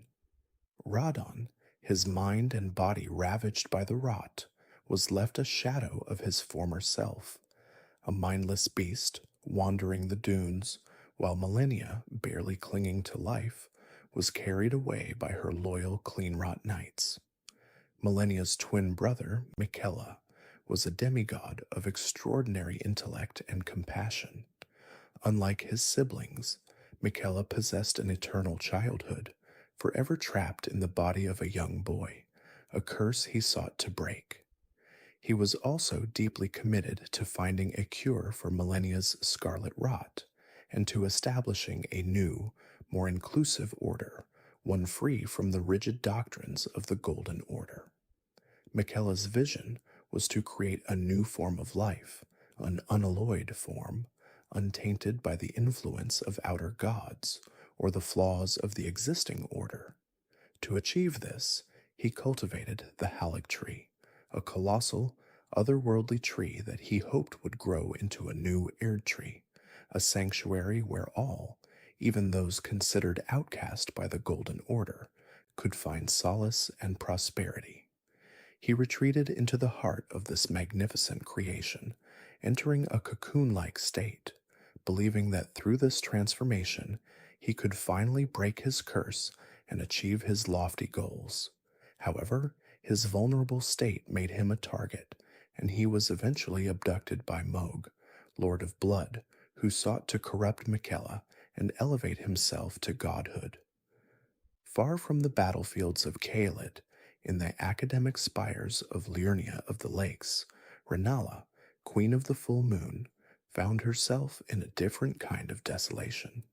Once the powerful and respected consort of Radagon, she had been abandoned when he left her to become Marika's second consort, a move that shattered her world.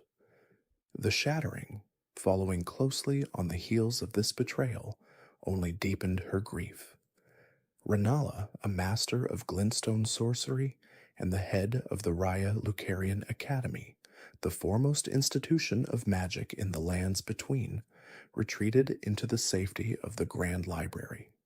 There, surrounded by the knowledge and artifacts of her past, she cradled the amber egg given to her by Radagon, an artifact containing the great rune of the unborn. Consumed by sorrow, she endlessly reborn her students, a futile attempt to recreate the past and perhaps to bring back what she had lost. Her retreat, however, left the academy vulnerable, and it eventually fell into disarray, its scholars and students turning on one another in a desperate struggle for power and knowledge. Meanwhile, hidden deep beneath the capital city of Lendel, a different kind of struggle was unfolding. Morgott, the Omen King, one of the twin children of Marika and Godfrey, lived a life of secret sacrifice. Born an Omen, a race reviled and persecuted for their horns and perceived connection to chaotic forces, Morgott was an outcast, scorned by the very Golden Order he sought to protect. Yet despite his ostracization, his loyalty to the Erd Tree and the Golden Order remained fiercely unwavering. While his demigod siblings waged open war, Morgott secretly defended the Erd Tree from within, repelling countless invaders and keeping the capital safe from the ravages of the shattering. He was the unsung hero, the hidden guardian, his efforts largely unknown and unappreciated by those he protected. His existence was a poignant paradox, a creature of darkness defending the light, a symbol of the Golden Order's hypocrisy and the depth of his own selfless devotion.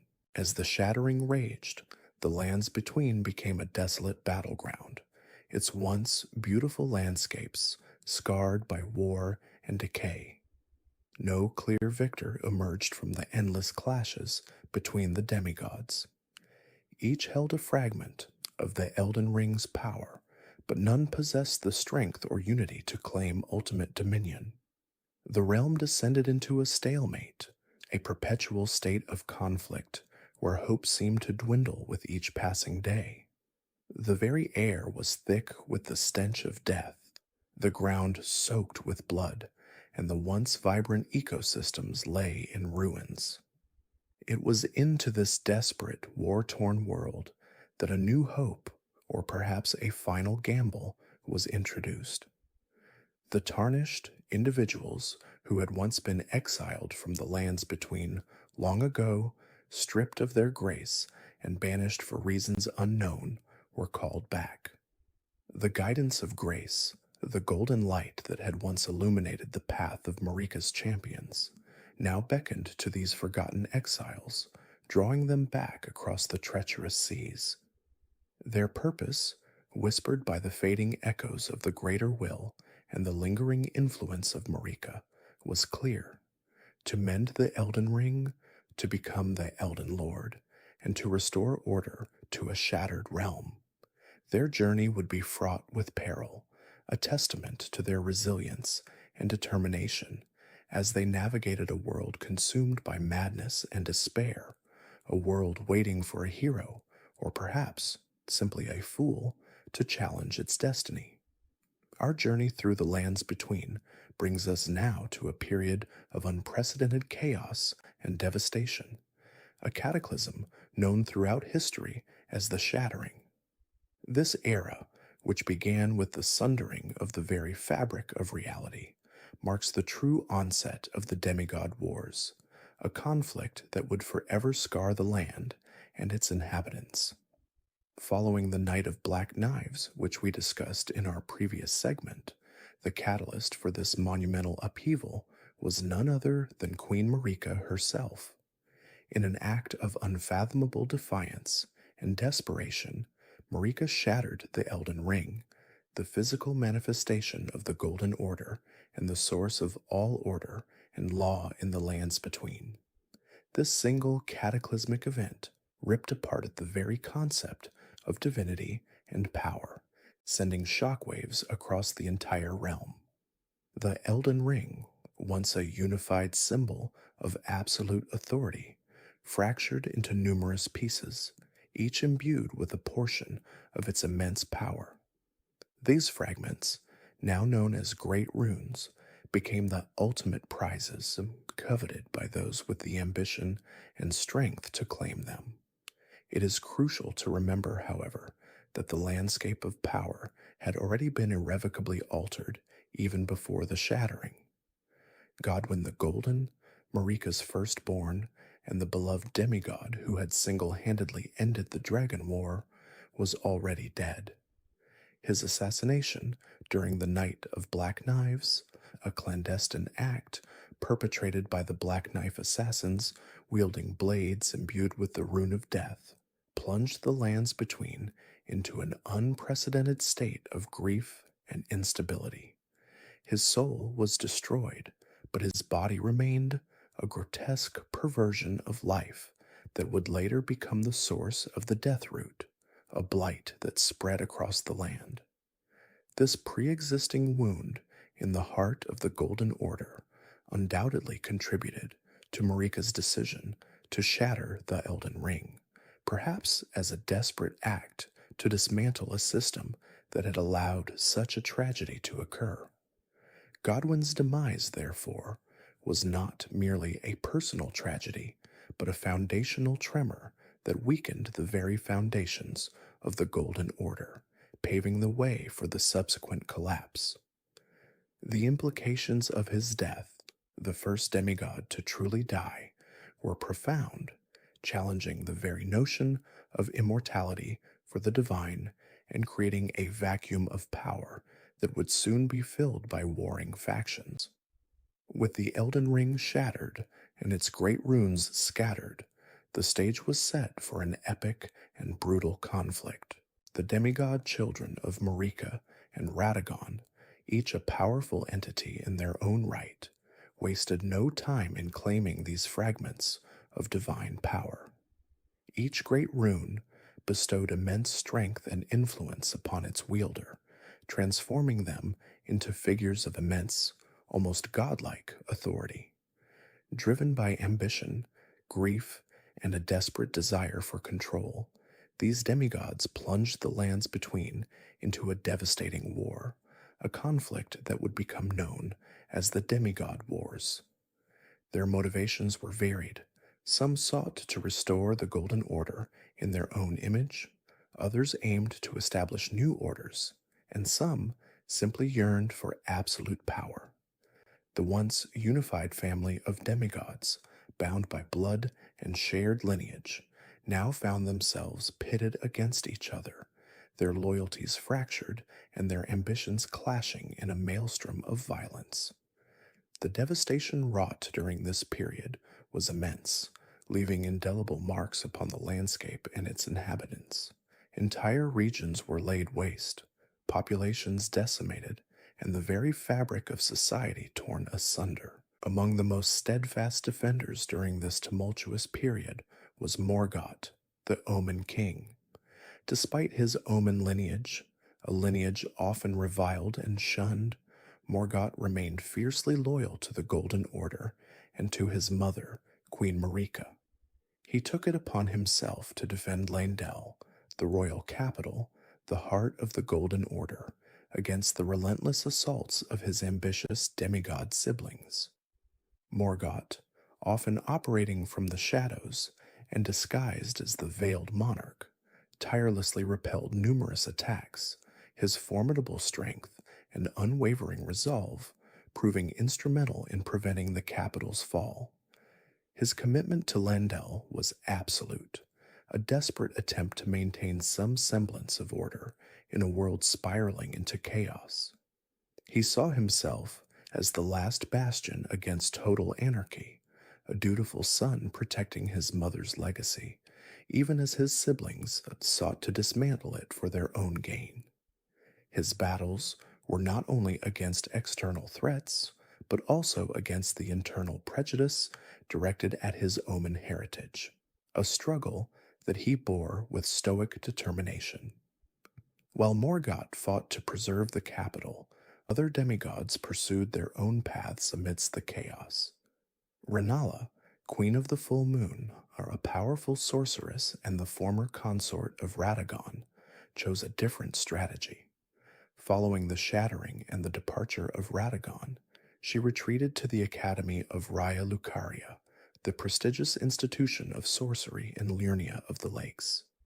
There she locked herself away, surrounded by her loyal Carian knights and the devoted students of the Academy.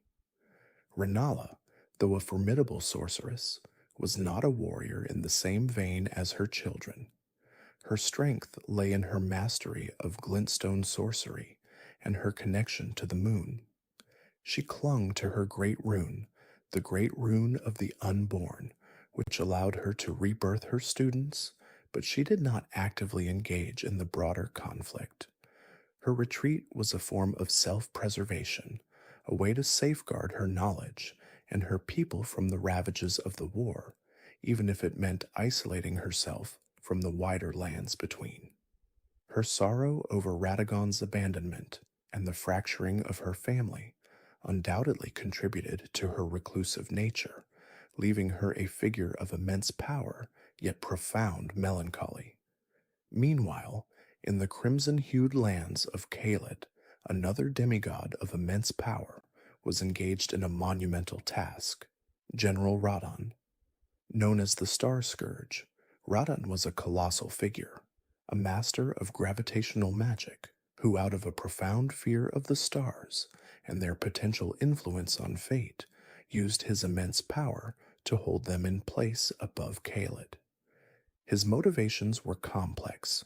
He sought to defy fate, to prevent the return of the outer gods, and to protect the lands between from what he perceived as a cosmic threat. This act of cosmic defiance, however, came at a great cost, both to himself and to the land around him. His constant exertion of gravitational magic warped the very fabric of Caelid, contributing to its desolate and blighted state. Rodden's commitment to this task was absolute, a testament to his incredible strength and his unwavering will. He became a static, yet immensely powerful force in the war, a sentinel against perceived cosmic intrusions. His refusal to let the stars move was a direct challenge to the very concept of destiny, a bold assertion of free will in a world seemingly governed by higher powers. It was into this volatile landscape that Malenia, Blade of Miquella, embarked on her fateful journey. Driven by a desire to end Radon's reign, and perhaps to restore a sense of balance to the lands between, Malenia, a demigod afflicted by the Scarlet Rot, traveled to Caelid to confront the Star Scourge. Her motivations were deeply intertwined with her brother Miquella's ambitions, and she sought to fulfill his vision, whatever that might entail. Millennia, a peerless warrior whose skill with a blade was legendary, saw Radon as a critical obstacle, a powerful demigod whose continued existence prolonged the war and prevented the lands between from healing. Her journey to Kalit was not merely a military campaign, it was a personal quest, a testament to her unwavering loyalty to Michaela and her own formidable will, even in the face of her debilitating affliction.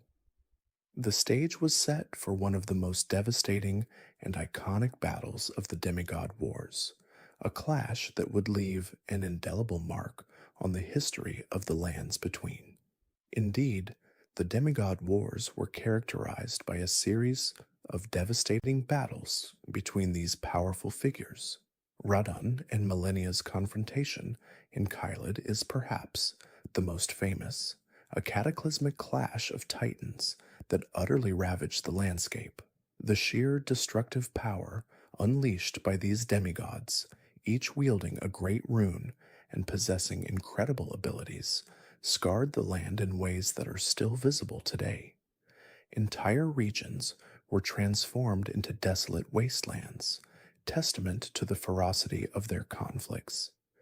The aftermath of these battles often left behind not just physical destruction, but also lingering magical effects, such as the scarlet rot that continued to spread through Caelid after millennia's unleashing of its full power.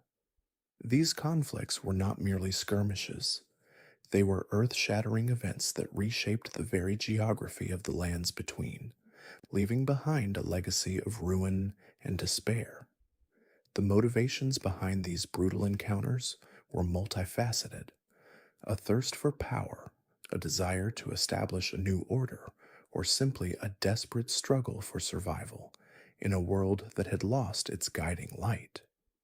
Each demigod, convinced of the righteousness of their cause, contributed to the escalating violence, creating a cycle of destruction that seemed endless. The casualties were not just soldiers, but entire populations, caught in the crossfire of divine ambition and rage.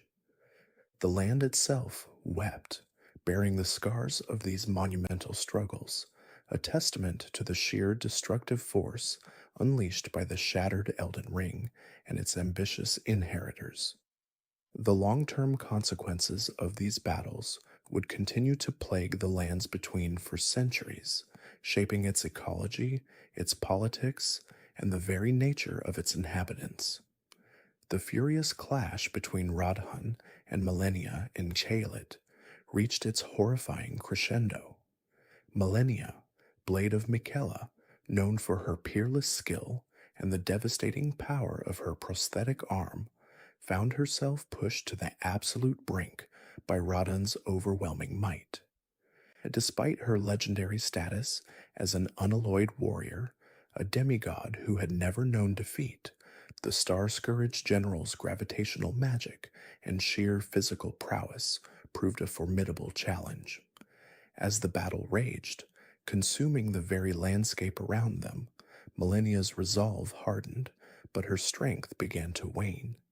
It was in this moment of desperation, facing an opponent she could not overcome through conventional means, that Millennia made a terrible choice, one that would forever scar the lands between. She embraced the full, terrifying power of the scarlet rot that festered within her, a curse she had fought her entire life to suppress.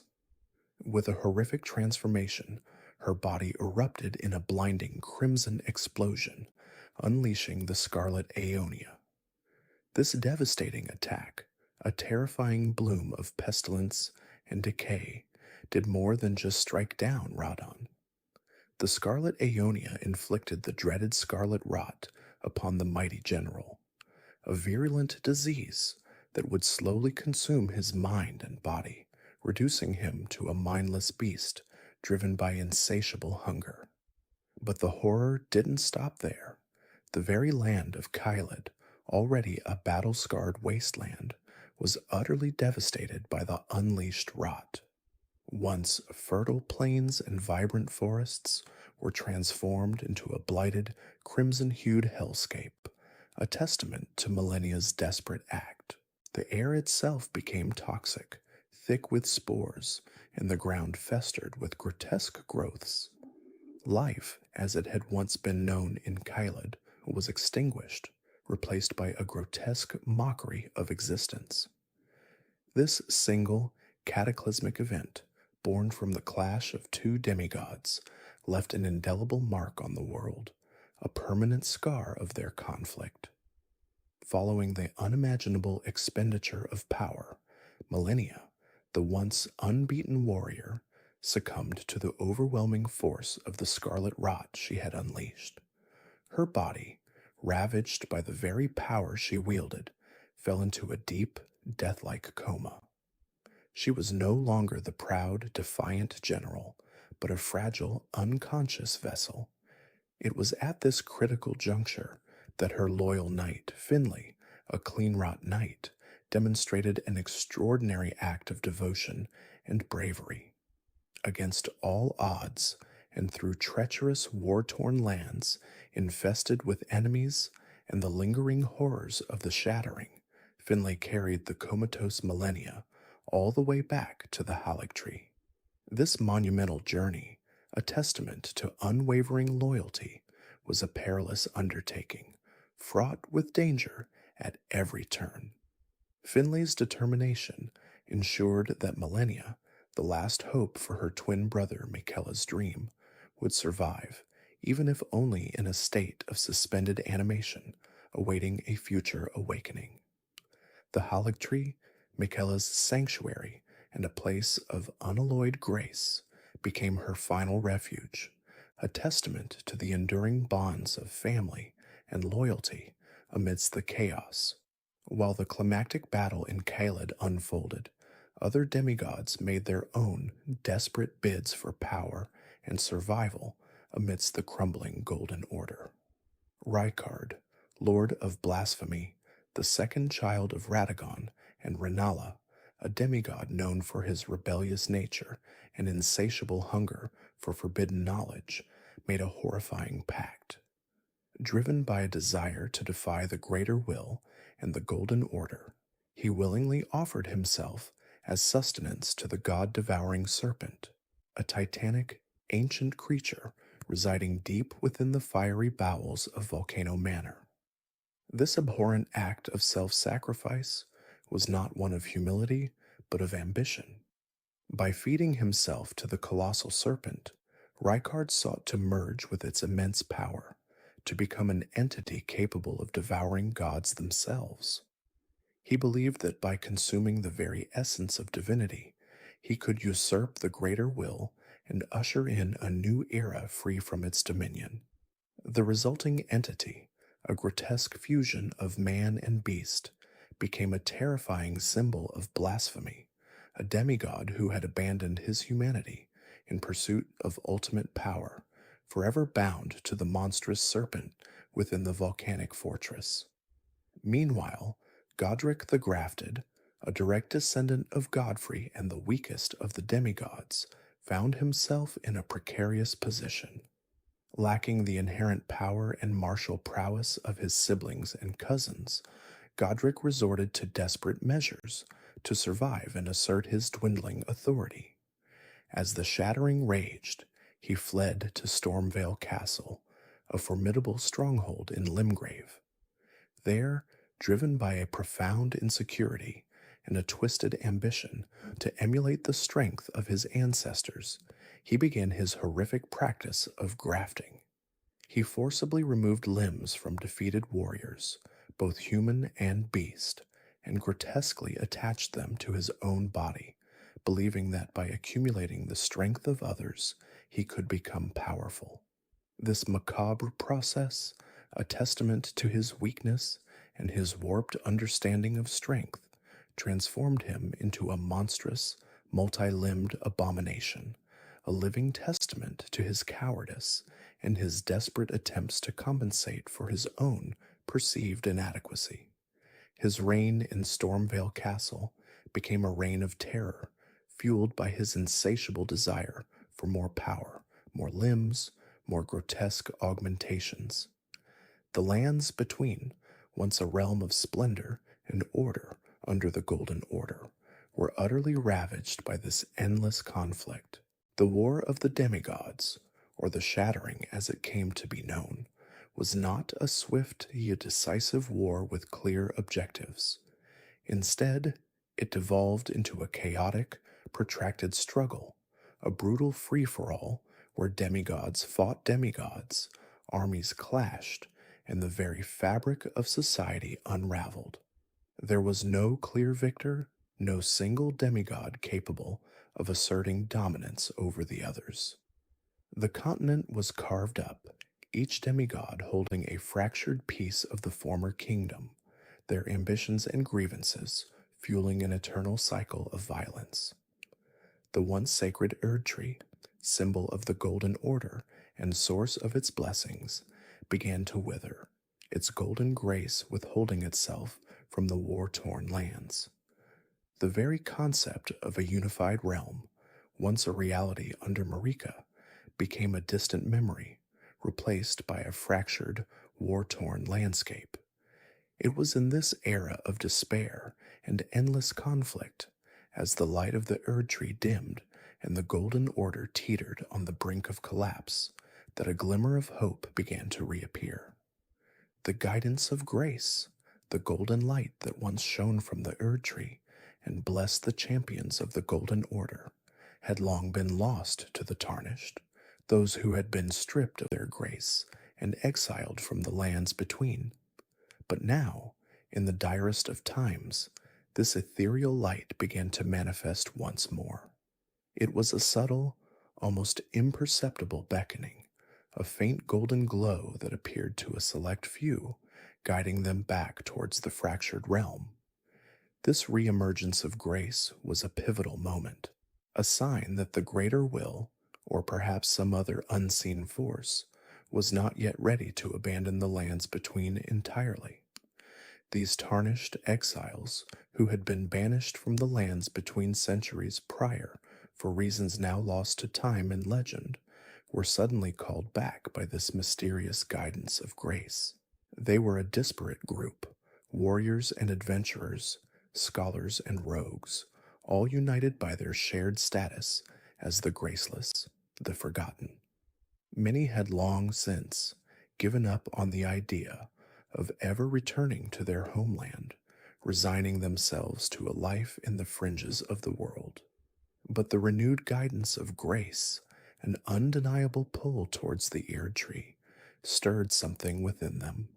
It was a call to destiny, an invitation to reclaim what was lost, to mend the broken world, and perhaps to become the Elden Lord.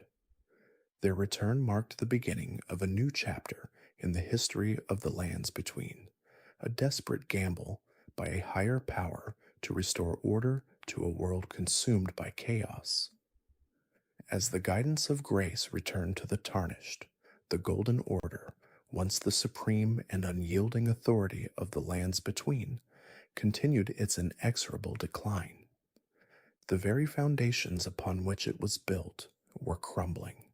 The Erd tree, its spiritual and literal heart, was visibly withering, its golden leaves losing their luster, its lifeblood seemingly draining away. The grace it once freely bestowed, the divine blessing that had empowered Marika and her champions, was now withheld, leaving the demigods and their followers without its guiding light. This withdrawal of grace was not merely a symbolic gesture, it represented a profound spiritual and political crisis. Without the Erd tree's blessing, the Golden Order lost its divine mandate, its authority questioned, its power diminished, so as the demigods, once united under its banner, now fought amongst themselves, each seeking to seize power in the vacuum left by the declining order. The age of the Golden Order was drawing to a close, paving the way for an uncertain future, a future that would ultimately depend on the actions of the newly returned Tarnished. Having explored the devastating consequences of the War of the Demigods, a conflict that tore the lands between asunder and left the Golden Order in ruins, we now arrive at the current era, a time of desperate hope and profound upheaval. This period, marked by the Tarnished's quest, begins with a pivotal event: the resurrection of the Tarnished, an exiled warrior, descendant of the revered first Elden Lord, Godfrey.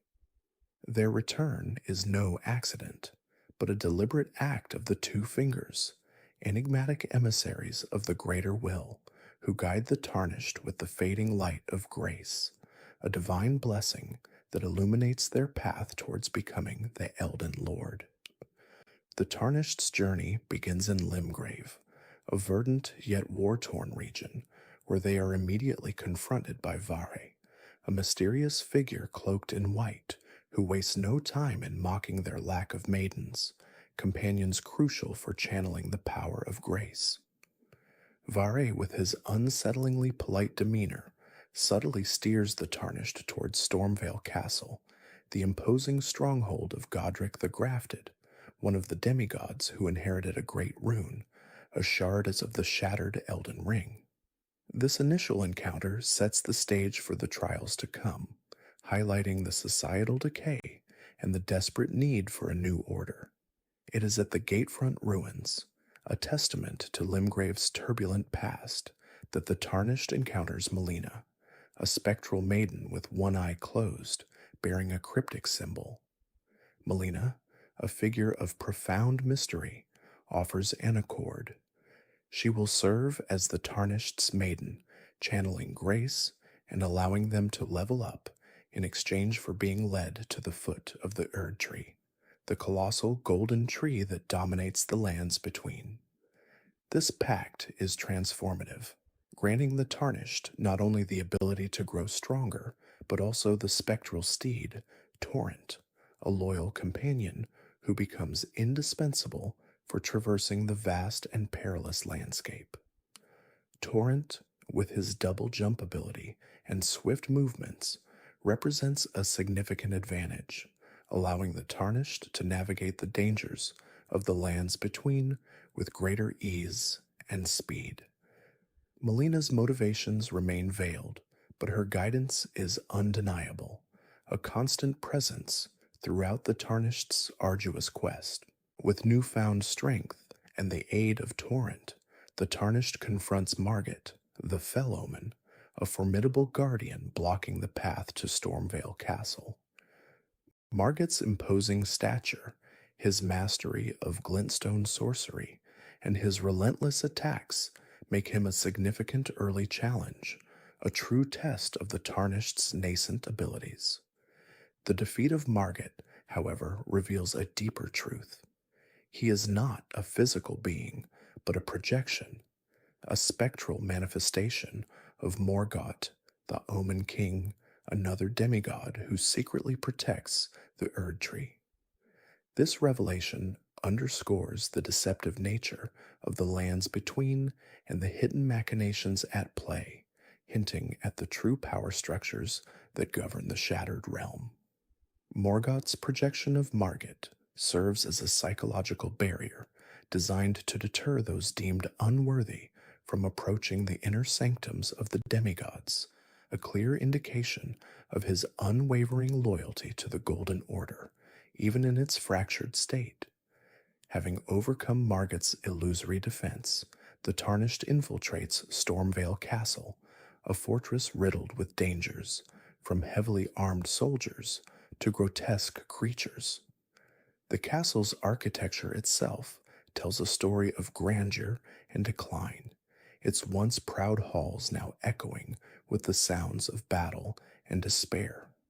At the heart of this decaying stronghold awaits Godric the Grafted, a grotesque demigod who has literally grafted the limbs of fallen warriors onto his own body in a desperate attempt to gain strength. Godric, a descendant of Godfrey through Marika, embodies the hubris and depravity that have consumed the demigods. His defeat is a brutal affair, culminating in the Tarnished claiming their first great rune, a powerful fragment of the shattered Elden Ring. This acquisition marks a significant milestone, a tangible step towards becoming the Elden Lord, and grants the Tarnished a portion of the Elden Ring's immense power, allowing them to activate its effects at a divine tower. Following their triumph in Limgrave, the Tarnished ventures north to Liurnia of the Lakes, a vast and enigmatic region characterized by its expansive, shallow waters and ancient ruins. The landscape is a stark contrast to the ruggedness of Limgrave, filled with ethereal beauty and hidden dangers. Here, the Tarnished encounters Rani the Witch, a pivotal figure in the lands between, a lunar princess who has cast aside her Empyrean flesh and now exists as a doll. Rani, with her 4 arms and enigmatic pronouncements, offers the Tarnished a path divergent from the Golden Order, hinting at an alternative destiny. Her questline, deeply intertwined with the fate of the moon and the stars, introduces the Tarnished to a world beyond the immediate concerns of the Erd Tree and the Golden Order, revealing the cosmic forces at play. The journey through Liurnia leads the Tarnished to the Academy of Raya Lucaria, a prestigious institution of glintstone sorcery, now a fortress under the dominion of Renala, Queen of the Full Moon. Renala, once a powerful sorceress and consort to Radagon, now lies in a state of perpetual grief and delusion, cradling an amber egg, the reincarnation of her beloved. The battle with Renala is unique. It is less a test of brute force and more a confrontation with a shattered mind. Upon her defeat, the Tarnished does not claim her great rune, for Renala's unique status as a demigod who did not participate in the shattering means her great rune remains intact, a symbol of her enduring power and the tragic nature of her existence. Instead, she offers rebirth, allowing the Tarnished to reallocate their stats, a testament to her continued connection to the power of the moon and the cycle of life. This decision to spare Renala highlights the nuanced morality of the lands between, where not all demigods are simply enemies to be vanquished. From the shimmering lakes of Liurnia, the Tarnished journeys eastward to Caelid, a blighted wasteland ravaged by the scarlet rot, a devastating affliction born from the goddess Millennia. Caelid is a land of grotesque mutations, crimson landscapes, and perpetual decay, a stark reminder of the destructive power unleashed during the War of the Demigods. It is here that General Radon, the Star Scourge, one of the most powerful demigods, resides, his mind consumed by the scarlet rot, yet still possessing immense power. Radon, a master of gravity magic, once held the very stars in place, preventing them from falling and bringing about an age of primordial chaos. His current state, a tragic shadow of his former glory, underscores the devastating impact of Millennia's curse. The Tarnished arrives in Caelid during the Radon Festival, a grand event orchestrated by Jaren, the Witch Hunter, and other warriors who seek to give Radon a warrior's death, hoping to free him from the torment of the rot. This festival is a unique gathering, bringing together various champions and adventurers from across the lands between, all united by the common goal of defeating the corrupted demigod. The battle against Radon is an epic confrontation, a chaotic spectacle of gravity magic, colossal swings, and the desperate efforts of numerous warriors. The Tarnished, amidst this maelstrom, ultimately defeats Radon, claiming his great rune, and in doing so, stopping the falling stars that he once held captive. This act has profound consequences, as the release of the stars triggers new events across the lands between, including the emergence of meteors that crash into the land, opening up new areas and revealing hidden truths, such as the path to the eternal city of Nokron. Thus, guided by the fading grace of the two fingers, the Tarnished systematically collects the great runes from the demigods, each victory bringing them closer to their ultimate destiny. Each great rune represents a fragment of the shattered Elden Ring, and with each acquisition, the Tarnished's power grows. Their understanding of the lands between deepens, and the path to becoming the Elden Lord becomes clearer, albeit fraught with ever increasing peril and profound moral choices. The collection of these powerful artifacts is not merely a matter of strength, but a journey of discovery, revealing the intertwined histories and tragic fates of the demigods and the very fabric of the Golden Order itself. This initial phase of the Tarnished's journey is a crucible, forging a legendary warrior from an exiled outcast, preparing them for the even greater challenges that lie ahead in their quest to mend the Elden Ring and become the new sovereign of the lands between. The weight of this destiny, however, is immense, and the true cost of becoming Elden Lord remains to be seen. The Tarnished, having navigated the treacherous paths of Caelid or the sunken depths of the Siofra River, now stands at the precipice of the Altus Plateau. This elevated region, bathed in perpetual golden light, represents a significant ascent, both literally and metaphorically, in their quest. Accessing it requires overcoming one of two distinct challenges.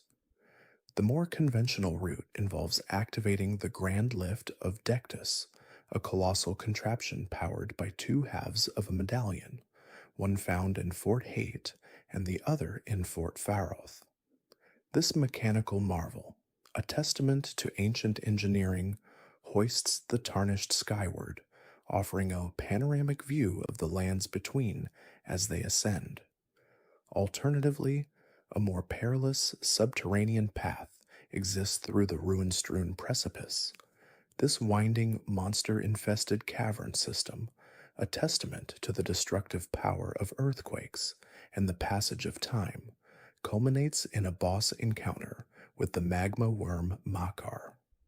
Defeating this fiery beast grants access to the plateau's western cliffs, a less direct but equally viable entry point.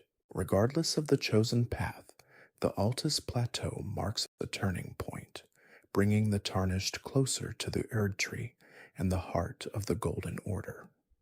Their journey through the Altus Plateau eventually leads them to the base of the Erd Tree itself, a colossal, luminous tree that dominates the skyline of the lands between.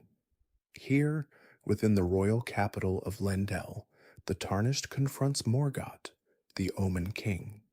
This tragic figure, a demigod born with the cursed Omen blood, has long protected the Erd Tree from within, despite being shunned by the Golden Order he serves.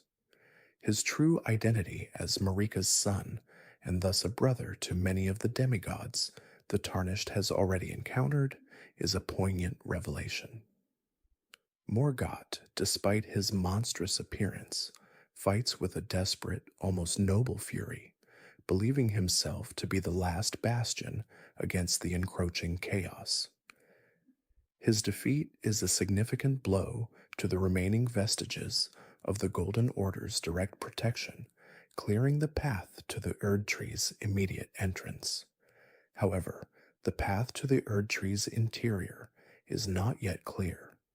The colossal golden doors are sealed by an impenetrable thicket of thorns, radiating a powerful, magical energy that repels all attempts at entry. This seemingly insurmountable barrier frustrates the Tarnished's progress, revealing that the path to becoming Elden Lord is far more complex than simply defeating the demigods. The thorns, an embodiment of the Erd Tree's self-preservation, demand a more drastic measure, a sacrifice of immense power to break their seal. This realization forces the Tarnished to seek a new objective, the Flame of Ruin. The quest for the Flame of Ruin leads the Tarnished to the frigid, desolate expanse of the mountaintops of the Giants. This harsh, snow covered landscape, scarred by ancient conflicts and inhabited by colossal primordial beings, stands in stark contrast to the verdant lands they have traversed. Here, amidst the skeletal remains of ancient giants and the biting winds, the Tarnished confronts the fire giant. This colossal, one eyed entity is a remnant of the ancient race of giants, guardians of the fell god's flame, a primordial force that once rivaled the Erd Tree's dominion. The battle is a test of endurance and skill, as the fire giant wields immense power, fueled by the very flame the Tarnished seeks. Upon its defeat, the Tarnished inherits the Flame of Ruin, a potent, destructive force capable of burning away even the Erd Tree's protective thorns. This inheritance is not without its moral implications, as the Flame of Ruin is anathema to the Golden Order and represents a destructive act of immense proportions. With the Flame of Ruin in their possession, the Tarnished returns to the foot of the Erd Tree, faced with a momentous decision. They must now set the Erd Tree ablaze, an act of sacrilege in the eyes of the Golden Order, yet a necessary step to advance their quest. This act can be performed in one of two ways.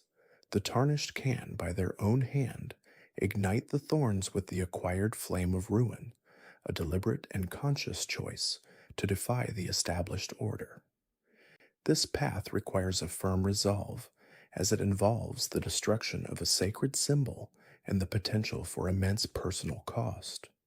Alternatively, the Tarnished may have, at an earlier point, succumbed to the allure of the frenzied flame. This chaotic, destructive power, represented by the three fingers, offers an alternative means of burning the Erd Tree. If the Tarnished has inherited the frenzied flame, they become a vessel for its destructive will, and the Erd Tree is consumed by its chaotic fire, breaking the thorn's seal in a cataclysmic display of raw power.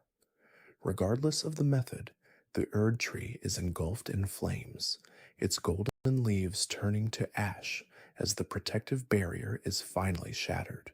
With the thorns now gone, the Tarnished finally gains entry into the Erd Tree itself, a place of profound mystery and power. Within its luminous interior, they confront Radagon of the Golden Order. This enigmatic figure, a champion of the Golden Order and Marika's second husband, is a formidable opponent. However, the confrontation reveals a shocking truth. Radagon is, in fact, Marika's other half. This revelation shatters the conventional understanding of the divine, exposing a deeper, more complex reality where the goddess is both male and female, a being of duality. Radagon, as Marika's male aspect, fights with a fierce devotion to the Golden Order, embodying its principles and wielding its power. His defeat is not just a victory over a powerful foe, but a symbolic overcoming of the Golden Order's rigid doctrines